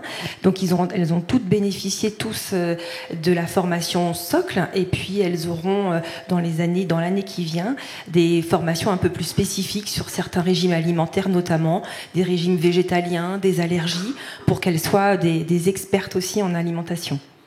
Alors tout à l'heure, le professeur Gras-Le Guen évoquait le fait qu'il fallait sur le site des 1000 premiers jours, aller découvrir tout ce qui concernait la prévention en matière d'accidents, de phtalates, de perturbateurs endocriniens, etc. Vous, dans le cadre de la PMI, vous avez un programme autour de la santé environnementale, je crois. Oui, c'est l'autre axe effectivement fort de la PMI, autour de la santé environnementale, comment on est amené à sensibiliser bien sûr toutes les familles, les parents, mais également les professionnels. Nous avons 4 professionnels qui sont certifiés en santé environnementale et qui renouvellent leur certification tous les ans et qui réalisent des ateliers de sensibilisation à la santé environnementale. C'est-à-dire que c'est comment on va sensibiliser tout ce qui environne l'enfant et la femme enceinte dès la grossesse, tous les facteurs environnementaux qui peuvent être... Alors par exemple les conservateurs, les polluants, les additifs, la qualité de l'air intérieur notamment, ce qui est composé aussi dans les aliments, dans les produits ménagers, les agents volatiles. Voilà, il y en a beaucoup des facteurs environnementaux et c'est comment on sensibilise aussi les parents pour avoir d'emblée une action qui ne soit pas délétère sur la santé du jeune enfant parce que ça peut avoir une incidence dès le plus jeune âge évidemment sur une période qui est très fragile sur la santé et le développement de l'enfant à l'âge adulte. Ça va même jusque, je crois savoir, à la conception de la chambre. Alors ça peut parfois effectivement dès l'ameublement puisqu'on a à cœur de faire de belles chambres, de préparer effectivement un trousseau, des chambres pour le nouveau-né à naître et puis parfois on s'aperçoit que le mobilier est neuf mais libère des agents volatiles donc c'est important d'aérer la chambre de l'enfant. Bon, en tout cas, on y est bien. Les enfants sont bien en Mayenne. On a vu que la Mayenne faisait partie des départements qui étaient les moins concernés par la mort subite, hein, d'après ce que j'ai cru voir il y a un instant. Donc ça, c'est une bonne chose. À vos côtés, je voudrais vous présenter Stéphanie Fossé, donc qui représente ici l'association Maman Blues. Alors, Stéphanie Fossé, dites-nous, d'abord, il n'y a rien à faire, hein, ça marche tout seul. Ça marche tout seul. Voilà. Parfait. C'est quoi Maman Blues ? Alors, tout d'abord, je vous remercie pour l'invitation et je vais parler un peu de mes émotions. Je suis pas émue, c'est pas le mot, mais je suis impressionnée en fait. Je suis bénévole pour l'association, donc pas du tout habituée à parler devant un auditoire aussi important. Donc, je vous présente par avance mes excuses pour les approximations et voilà. Donc, vous me demandiez... Maman Blues. Qu'était Maman Blues ? Maman Blues, c'est une association nationale qui a été créée en 2006 par Nadège Beauvois-Temple. Nationale, c'est très important de le dire parce que je ne suis pas présidente, je suis représentante départementale. Voilà. Vous êtes référente. Je suis référente et je ne suis pas référente seule. Ça m'embête un peu d'être seule ici parce que je suis accompagnée de Pauline Champion, qui est aussi maman bénévole de cette association. Donc Maman Blues, j'ai intégré cette association en 2008 à la naissance de ma fille. J'ai fait, on va dire, une dépression postnatale et j'étais très seule, j'avais des idées suicidaires et j'ai tapé des mots-clés sur Internet et par hasard, je suis tombée sur cette association. Et je n'ai jamais lâché l'association. Voilà.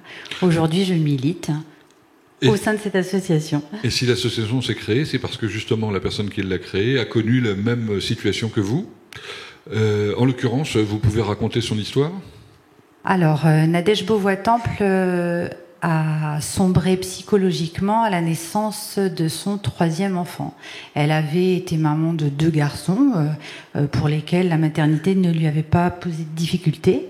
Et à l'arrivée de sa fille, elle a sombré littéralement et sa survie a été possible parce qu'elle a été reçue et accueillie dans une unité mère-bébé. Alors, c'est une autre approche, c'était une unité mère-bébé, mais avec une approche spécifique, la maternologie.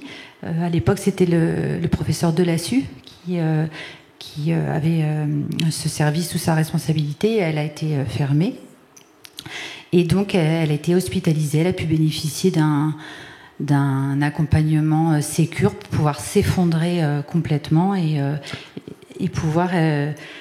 surmonter cette difficulté psychologique. Alors, ce genre de choses arrive à n'importe qui, j'allais dire, à n'importe quelle femme, et à n'importe quel stade, c'est-à-dire que ça peut être à n'importe quel moment.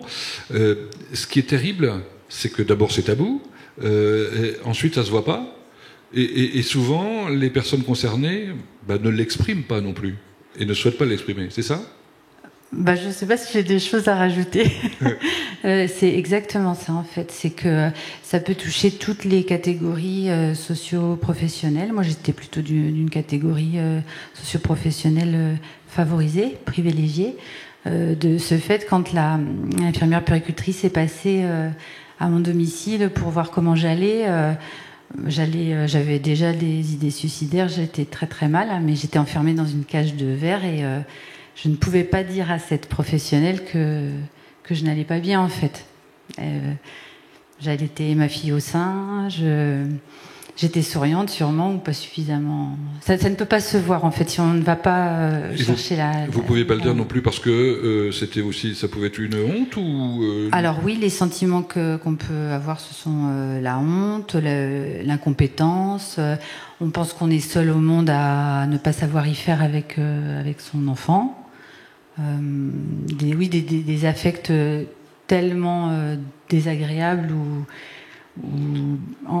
embêtants, en fait, qu'on les garde pour soi. C'est pas nommable. Et j'avais peur aussi qu'on me retire mon enfant. C'est-à-dire, je pense que je m'étais collé l'image d'une mauvaise mère. Et donc, vraiment, j'avais peur que les services sociaux me retirent mon enfant si je parlais. La seule personne à qui j'ai pu me confier, c'était mon compagnon, mon mari. Malgré tout. Oui, c'est ce qui m'a sauvée, je pense. Aussi, le fait de pouvoir libérer la parole au moins à une personne.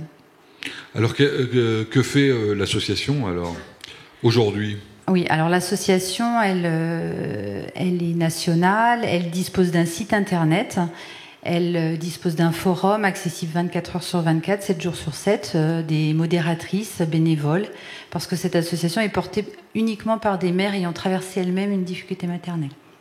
Et donc, j'étais longtemps modératrice, où on répond, on essaie de passer 3, 4, 5 fois dans la semaine, et on répond aux mamans qui se connectent et qui posent des mots quand elles peuvent venir sur le forum.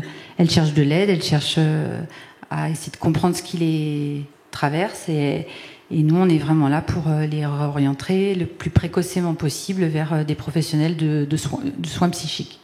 Voilà. Et donc, on a des référentes, alors pas dans tous les départements, on a la chance d'en avoir dans le 44, dans le 49, pas dans le 72, dans le 53, mais on balaie pas complètement tout le territoire. Et on est aussi beaucoup aidante sur l'étranger, parce qu'il y a beaucoup de femmes qui sont expatriées, qui ont besoin aussi, qui sombrent à l'étranger, qui ont besoin de contacts. Donc on recense, on a des carnets d'adresses qui nous sont...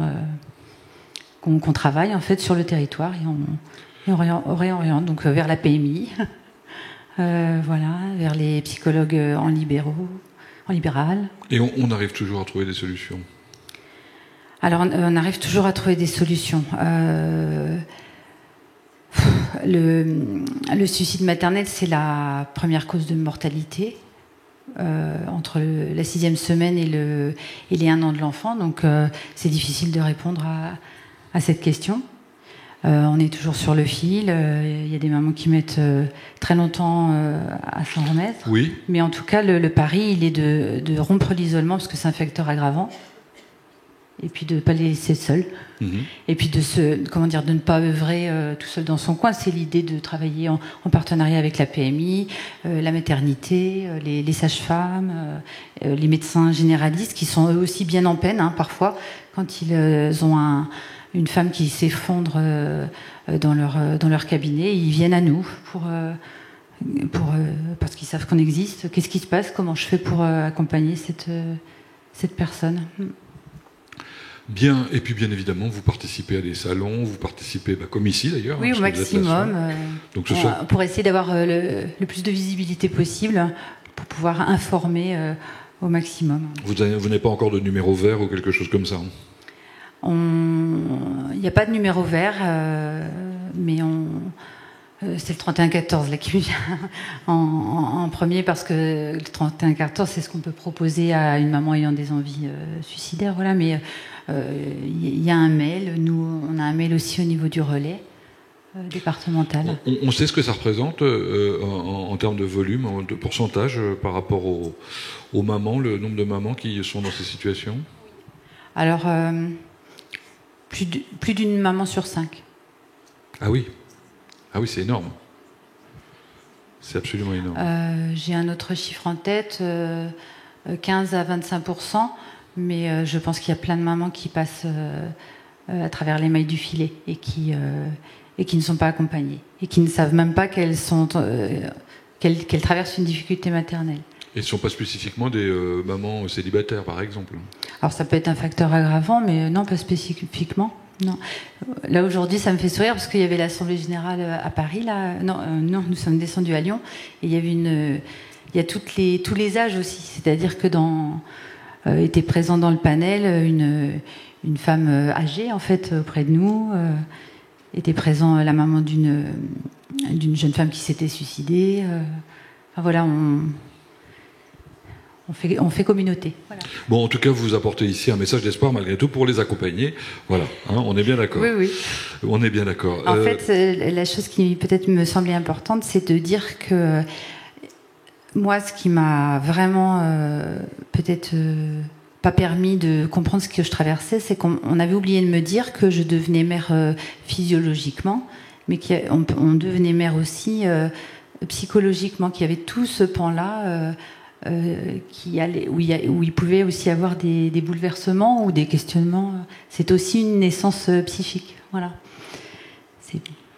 Bien. Est-ce que vous souhaitez réagir à ces deux témoignages, Madame Garlouen?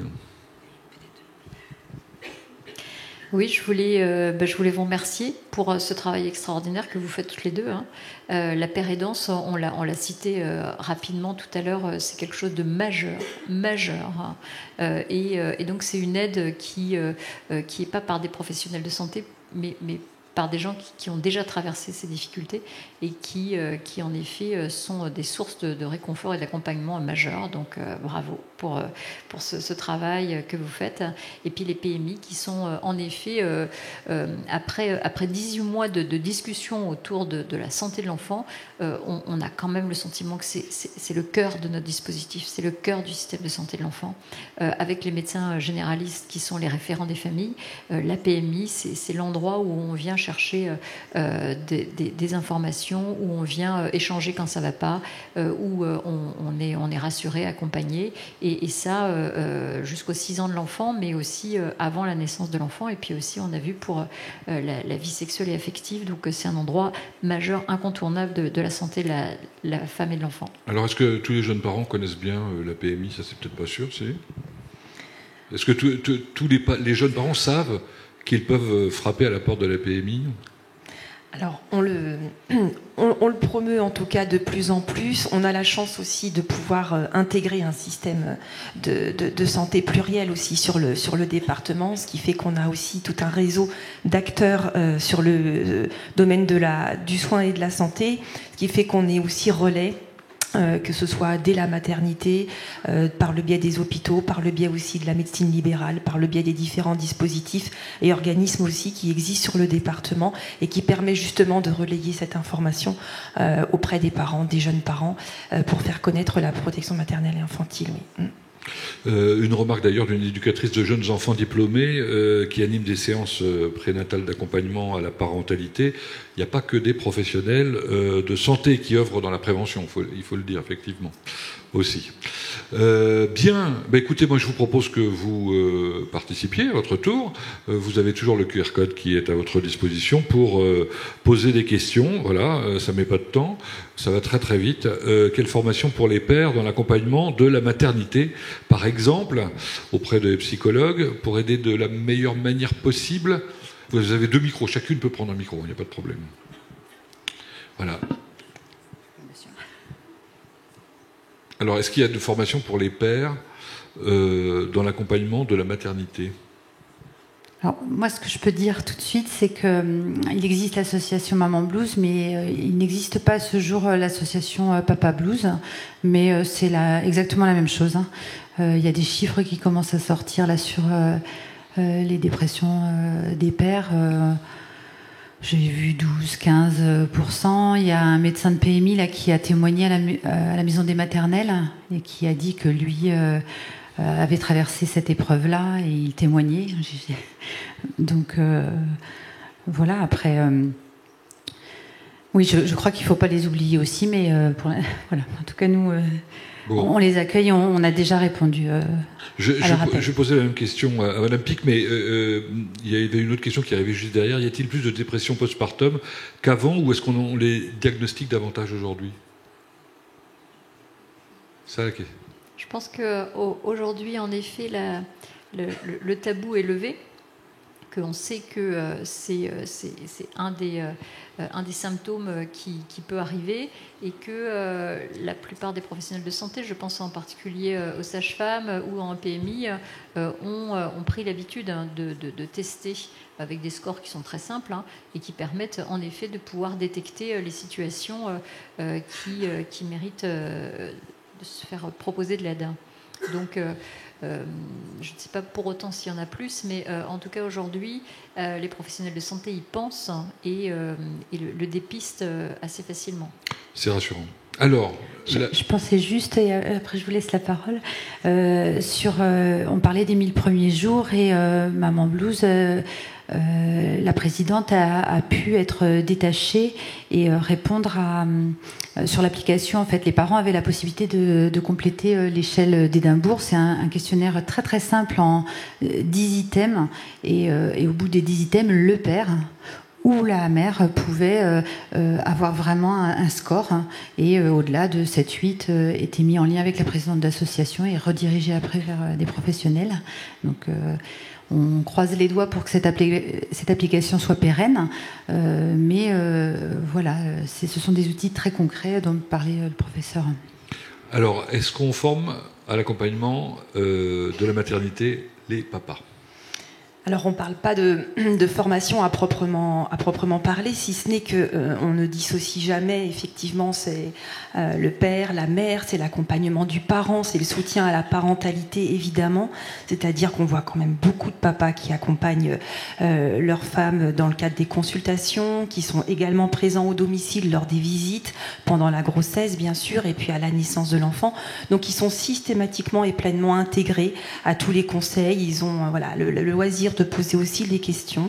C'est très important de pouvoir d'abord rassurer. Donc systématiquement, c'est bien un accompagnement de la parentalité et du couple parent-enfant qui est réalisé en systématique. Voilà, on ne fait pas de différence. Question, que faut-il penser des téléconsultations pour la santé des enfants ?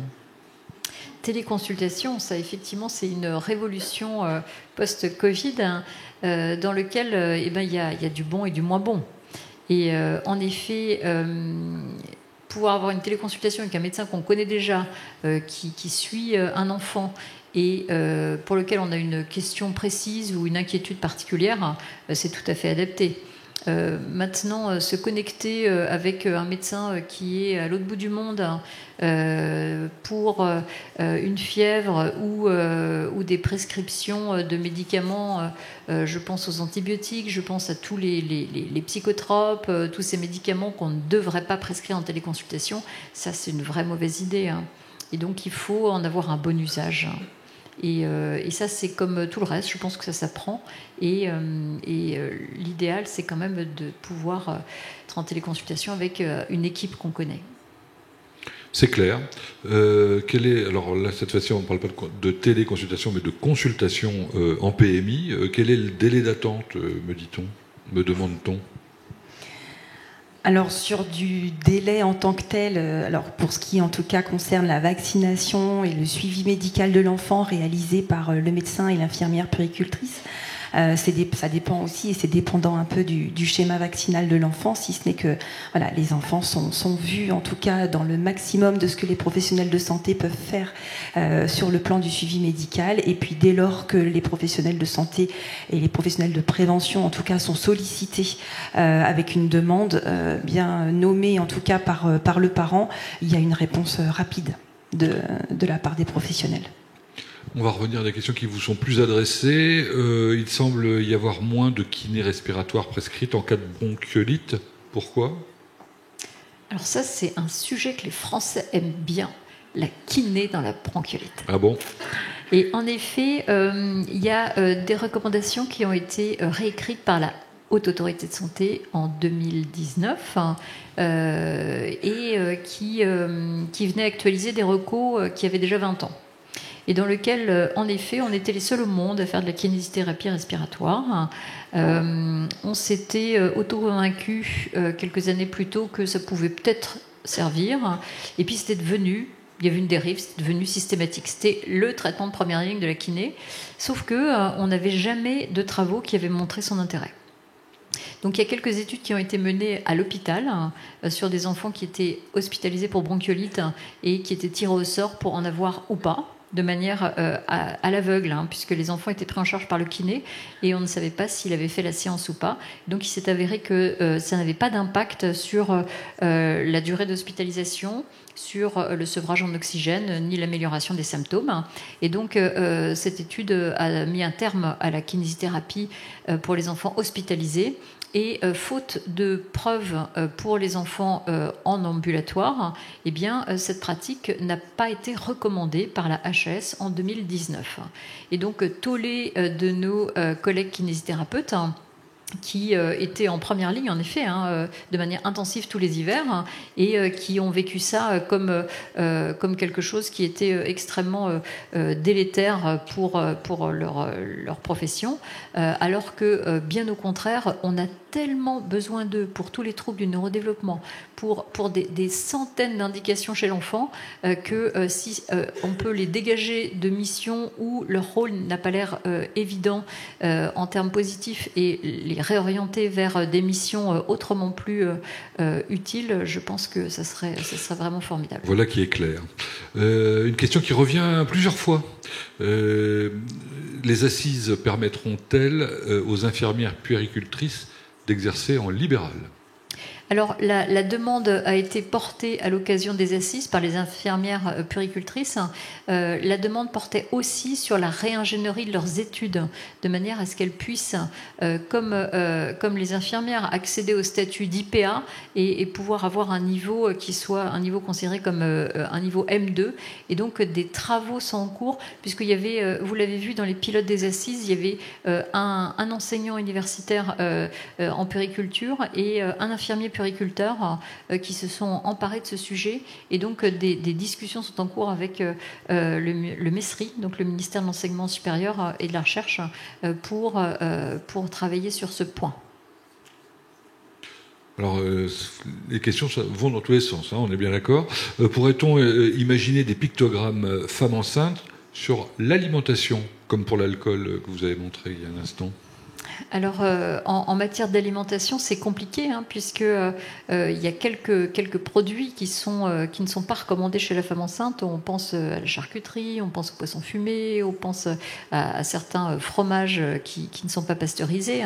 Mais pour le reste, c'est compliqué de faire une analyse exhaustive de la composition de tous les produits. Donc, c'est pas gagné. C'est ça que ça veut dire, en 2 mots.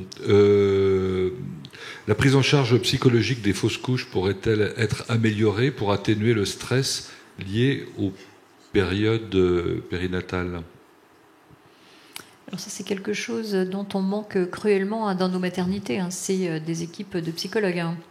Et en effet, l'endroit où je travaille, il y a 4000 naissances et on a du mal à voir le passage d'une psychologue dans des situations qui sont parfois critiques. Et donc, il faut pouvoir le prescrire en sortant de la maternité pour que les femmes puissent être accompagnées au décours d'un épisode difficile, c'est sûr.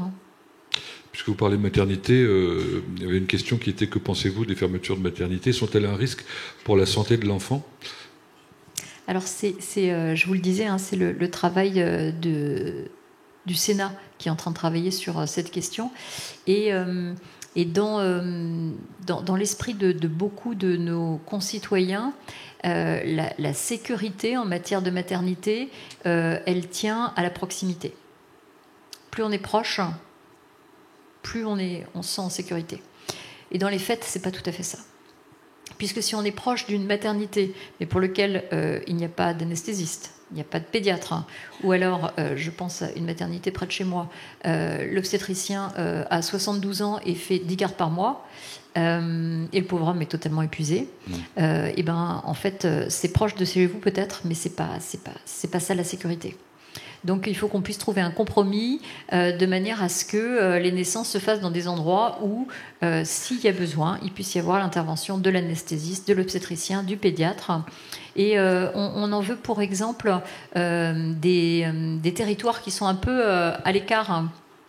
On pense à toutes les côtes bretonnes, hein, les côtes atlantiques, et des îles comme l'Île-Dieu, comme Groix, comme Belle-Île, qui sont loin de la maternité et pour lesquels il n'y a jamais d'accident. Il n'y a jamais d'accident parce que c'est anticipé, parce que c'est préparé, et si on est loin, il faut se préparer. Et en effet, il faut qu'on arrive à trouver un compromis entre la distance et la naissance en toute sécurité pour la mère et pour l'enfant.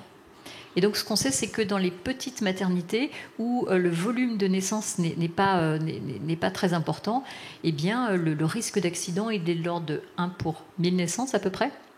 Et dans les grosses maternités, on est à 1 pour 3000. Donc, c'est 3 fois plus. Existe-t-il des formations sérieuses pour acquérir des connaissances sur les 1000 premiers jours pour les professionnels de santé ? Il y a eu un cycle de formation qui a été mis en place Alors, vous pouvez peut-être répondre pour les PMI ou pour vos équipes ? Alors en tout cas sur les axes effectivement que l'on nommait tout à l'heure, oui, il y a des axes sur la formation, en tout cas en matière d'alimentation, effectivement, en matière aussi de compétences sur le champ de compétences des professionnels de santé, sur des plans de formation annuels, et également en santé environnementale aussi, où on est à même de proposer à d'autres professionnels de se sensibiliser aussi autour de cette thématique. Sur l'attachement et sur le lien et la relation, les interactions, effectivement, c'est le cœur même de la prévention des professionnels de PMI qui sont à même de proposer aussi et d'avoir elles-mêmes aussi une appétence pour certaines formations donc qui sont individuelles, et puis aussi en tout cas des besoins aussi qui soient institutionnels au niveau de la PMI, et avec des formations qui sont collectives aussi autour de la thématique effectivement des 1000 jours. On a parmi nos professionnels des professionnels qui ont fait des formations aussi sur l'attachement, qui continuent à en faire. Elles sont toutes formées de par leur formation initiale aussi, et de par la formation continue, au repérage en tout cas des troubles de l'interaction entre l'enfant et le parent. Je reviens du coup à ce qu'on évoquait juste avant sur la même ligne. Donc, comment pallier l'absence de centre maternel familial en Mayenne ? Je ne sais pas comment pallier l'absence en Mayenne. Du centre maternel familial. Alors, ça dépend de il faudrait des précisions sur cette appellation, centre maternel familial. Je ne vais pas avoir d'éléments d'information. Il faudrait avoir des précisions sur la question, je pense. On va attendre la suite de la question. Existe-t-il des lits halte soins santé en Mayenne ? Parce que vous les avez évoqués tout à l'heure, mais... Alors, pas à ma connaissance, si ce n'est peut-être que dans le public, il y a peut-être des connaissances. Voilà, Madame Blin. Oui. Pardon, on va vous donner le micro, madame. Oui, bonjour, service petite enfance de la ville de Laval. Il existe le dispositif parenthèse sur la ville de Laval. Donc, une structure propose des places d'accueil enfin, c'est pas des places d'accueil, c'est des places de répit, à la journée parler. Ou sur des périodes. Oui, ça peut être un créneau horaire court, ou ça peut être une journée. C'est ça. Oui. Qui permet effectivement ponctuellement, en tout cas aux parents, de pouvoir confier son enfant et de pouvoir avoir quelques heures de répit pour souffler aussi, et puis pallier à d'autres activités, voire du repos tout simplement. Bien. Donc, est-ce que d'ailleurs il y a d'autres questions de vive voix ? Monsieur, voilà, merci. Monsieur un peu plus haut là-bas. Peut-être un jeune papa ?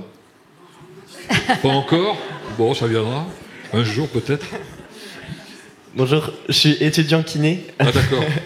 J'ai effectué un stage, du coup, en kiné respiratoire donc qui prenait pas mal de bébés bronchiolites, et donc il avait justifié du coup cette prise en charge par le fait de la prévention aux parents et surtout ce qui était le mouchage des bébés. Et donc je voulais avoir un peu votre opinion sur l'évolution de cette pratique, la manière dont la prévention est effectuée auprès des parents. Et voilà un petit peu comment ça se passait. Merci pour votre question, elle est très importante. Et en effet, on sait qu'en période de bronchiolite, il faut pouvoir montrer aux parents, parce que c'est pas intuitif du tout la façon dont on débouche le nez, et que le cœur du traitement, c'est attendre que ça passe en ayant le nez débouché pour pouvoir boire. En gros, c'est ça. Et en effet, leur montrer et leur expliquer, c'est quelque chose qui est absolument indispensable. Mais il n'y a pas que ça. Il n'y a pas que ça. Ce qui est indispensable, c'est aussi de leur montrer comment on couche l'enfant dans un environnement de couchage, on l'a évoqué déjà, en toute sécurité. Parce que quand on a le nez bouché, si en plus il y a quoi que ce soit dans l'environnement de couchage qui ne va pas, ben c'est là où arrivent les drames, c'est quand on cumule les facteurs de risque. Et puis il faut aussi pouvoir peser cet enfant pour voir comment il continue à prendre du poids, ou si au contraire il en perd, ou s'il stagne. Donc en fait, c'est une approche qui est bien au-delà de on débouche le nez. Et donc, je l'ai proposé plusieurs fois à nos collègues kinésithérapeutes, soit vous vous formez à l'allaitement maternel et vous expliquez à une maman comment on met au sein un bébé qui a une bronchiolite, vous le pesez et vous vérifiez son environnement de couchage, auquel cas, là, effectivement, c'est super, mais juste déboucher le nez, c'est pas assez. Et donc l'idée, c'est que on a encore une fois tellement besoin de kinésithérapeutes. Je pense aux troubles du comportement alimentaire, je pense à tous les enfants qui ont des maladies chroniques, je pense aux drépanocytaires, je pense à toutes les maladies du neurodéveloppement. On a tellement besoin de vous pour ces malades-là que vous voir passer du temps auprès de bronchiolites sans niveau de preuve établi, je trouve que c'est dommage. Voilà. Et du coup, là, la solution, ce serait plus de rediriger vers des PMI du coup, ou des médecins généralistes? Alors soit effectivement ça peut être des puéricultrices, ça peut être des IPA, ça peut être ou alors les kinés, mais c'est pas une blague, vraiment se forment pour pouvoir accompagner les familles, mais de manière plus générale et pas uniquement sur un geste technique, mais puissent aussi se préoccuper du reste. Et je sais que c'est pas forcément leur appétence ni leur cœur de métier, mais il me semble que une famille qui a un bébé avec une bronchiolite, il faut pouvoir avoir l'ensemble des informations et pas uniquement le geste technique de comment on libère les voies aériennes. Merci beaucoup. Merci à vous. Vous vouliez rajouter quelque chose? Peut-être pour rebondir sur la question précédente et ne pas laisser une question sans réponse. Si la question était effectivement de savoir s'il y avait donc un centre maternel, je parle en tout cas de centre maternel effectivement et d'hébergement pour des femmes enceintes et des mères avec enfants. Donc effectivement, il n'y en a pas à ce jour en Mayenne, et les professionnels du soin font appel à des centres maternels sur les départements limitrophes si c'était la question qui était posée. On le saura peut-être tout à l'heure, mais je vous rappelle que vous pourrez continuer évidemment ces échanges juste après, à l'occasion du petit verre qui vous est servi. Les assises vont-elles permettre de renforcer le congé parental financièrement, dès lors qu'il est essentiel pour permettre au ménage de ne pas choisir entre ressources ou accompagnement de son enfant? Alors, le congé parental, je pense que c'était vraiment une des mesures phares de la première partie des 1000 jours, de pouvoir avoir l'aide des deux parents à domicile pour cette période très singulière, très particulière. C'était une étape clé. Là, l'idée de cette deuxième partie, ce serait vraiment de cumuler un certain nombre de congés pour pouvoir, pour les familles qui le souhaitent, rester davantage et en effet avoir une somme d'argent qui soit supérieure à celle qui est proposée aujourd'hui. Mais encore une fois, cette mesure sera-t-elle arbitrée favorablement? Réponse dans quelques jours normalement. Peut-être. Peut-être. Qui est légitime d'après vous pour créer une maison des 1000 premiers jours? Qui peut les piloter? Quel professionnel intégrer dans ces maisons? Alors c'est en fait un concept un peu différent, puisque à l'issue en effet des travaux sur les 1000 premiers jours, il avait été proposé d'ouvrir des maisons des 1000 jours. Mais là, on n'est pas dans ce qui a été proposé par les assises, qui était les maisons des 1000 jours et de l'enfant. mais vraiment consacré aux moins de 2 ans et aussi à toutes les questions de parentalité dans lesquelles les familles pourraient venir chercher des formations, des consultations et un accompagnement beaucoup plus spécifique sur cette période de la vie. Et donc, à ma connaissance, il y en a moins d'une dizaine qui ont ouvert en France. C'est vraiment très très peu.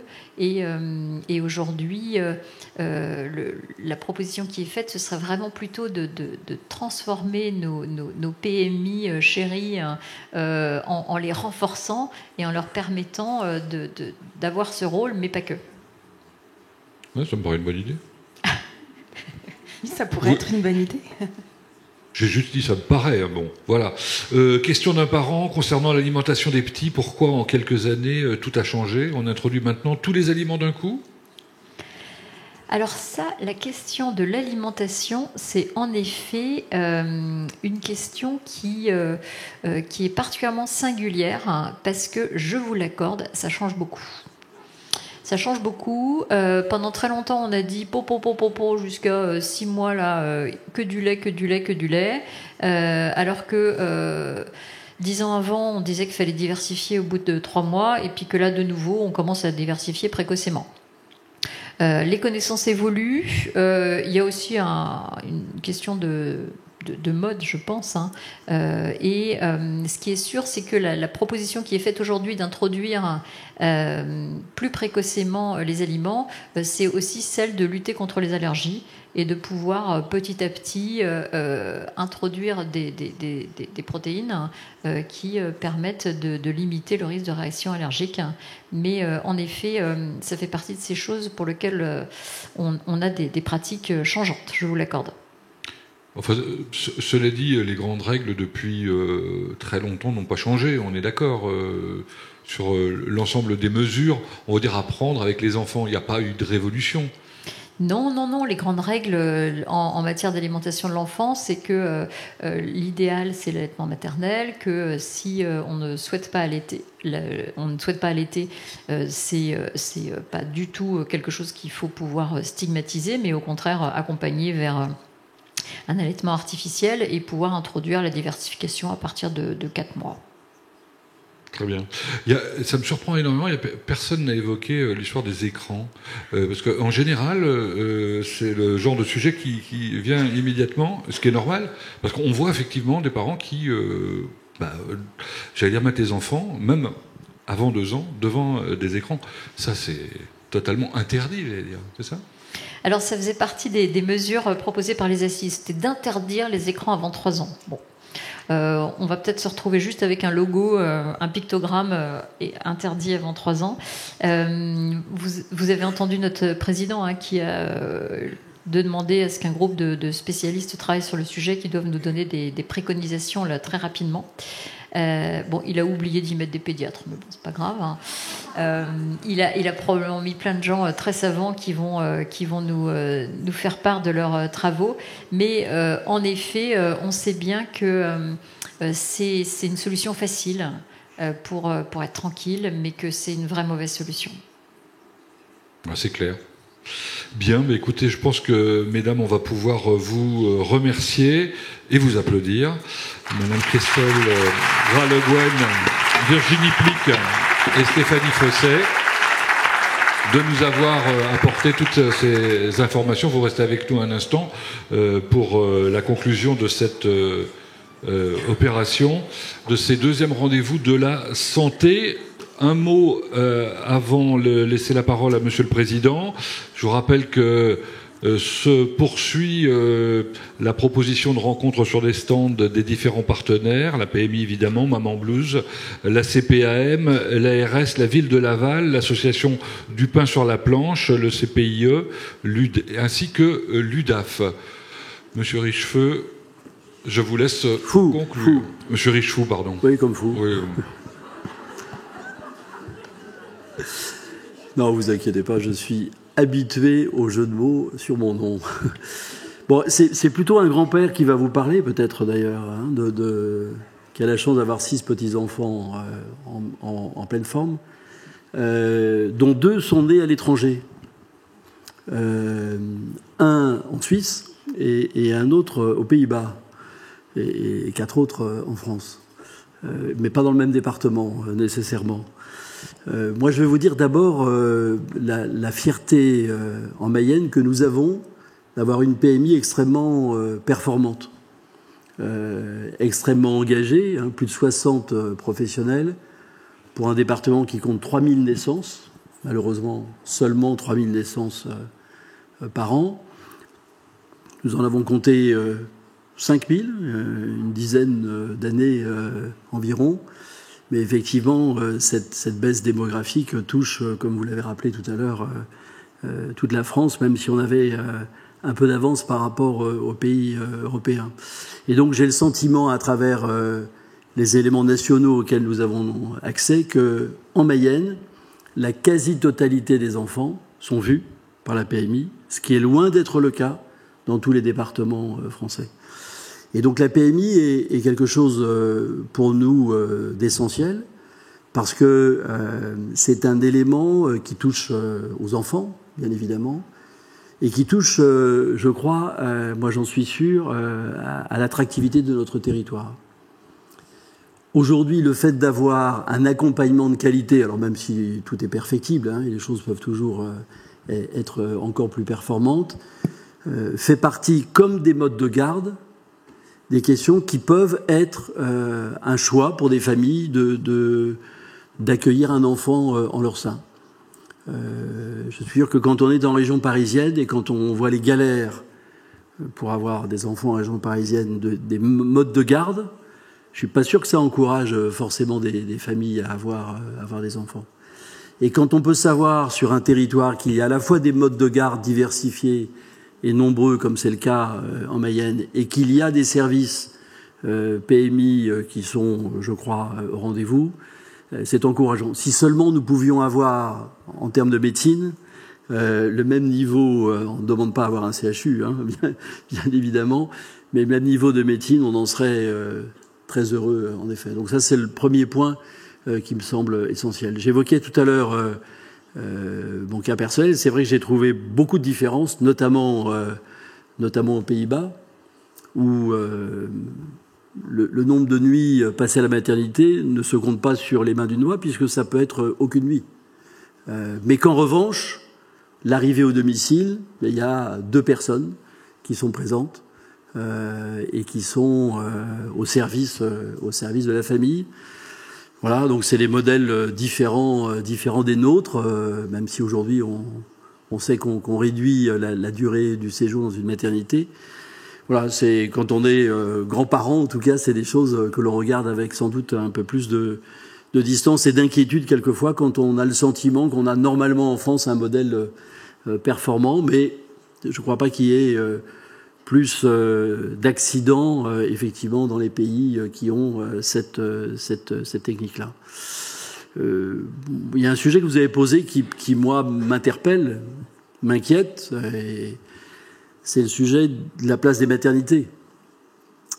On a en Mayenne 3 maternités et on souhaite garder 3 maternités. Mais ce que j'ai entendu tout à l'heure, quand on réalise 700 ou 800 accouchements dans 2 des 3 maternités, et encore dans une, c'est grâce à l'apport de familles, quelquefois du bassin lavallois, qui n'ont pas toujours confiance, et c'est dommage, dans leur hôpital lavallois, et c'est dommage, eh bien on a sans doute un sujet qui sera posé sur la table demain, et pour lequel il nous faudra affronter ce sujet, parce qu'effectivement, on a bien compris que la distance n'est pas le critère principal et que la qualité de l'équipe qui est capable de prendre en charge la maman et l'enfant est tout aussi important. Donc voilà, il n'y a pas beaucoup d'élus ce soir forcément dans la salle, mais c'est un sujet qui sera sur la table. Pour apporter des réponses également sur la question du centre maternel, c'est un manque que nous avons dans le département de la Mayenne. C'est la raison pour laquelle, dans notre schéma départemental, qui a été adopté il y a 2 ans maintenant, pour lequel nous avons fait un point récemment, il y a un appel à projet qui est prévu. Et je pense que dans les 2 ans qui viennent, nous aurons un centre maternel pour permettre effectivement d'avoir en Mayenne un accueil et qu'il ne soit pas nécessairement en dehors du département. Voilà, moi je voulais vraiment remercier tous ceux qui donnent beaucoup de leur énergie, beaucoup de leurs compétences, quel que soit le lieu où ils sont, quelle que soit la qualité, que vous soyez même étudiant. Et on se réjouit d'avoir en Mayenne des études et des étudiants en kiné dans d'autres domaines de spécialité. Il nous faut continuer à monter en gamme. Les infirmiers de pratique avancée sont une excellente solution que l'on cherche à développer, qu'on accompagne financièrement. Et moi, je me réjouis que ces conférences, et je remercie le docteur Jean-François Salard, conseiller départemental, de les initier et de les mettre en avant. C'est l'occasion, dans le cadre des États généraux de la santé que nous avions mis en œuvre il y a 2 ans, eh bien de faire vivre cette communauté, de donner l'occasion d'avoir des professionnels de très grande qualité qui viennent nous apporter leur éclairage, d'avoir des témoignages aussi locaux d'associations qu'il nous faut connaître. Moi, j'ai découvert le chiffre que vous avez donné, extrêmement impressionnant. Voilà, ça montre qu'il faut parler, qu'il faut savoir mettre en avant tout ce qui existe et que c'est comme ça que la Mayenne continuera, je le souhaite en tout cas, à bien se porter. Voilà, bonne soirée à tous, merci. Merci Monsieur Richou, vous êtes tous invités au petit verre de l'amitié qui va être servi juste là-haut. Bonne soirée à vous.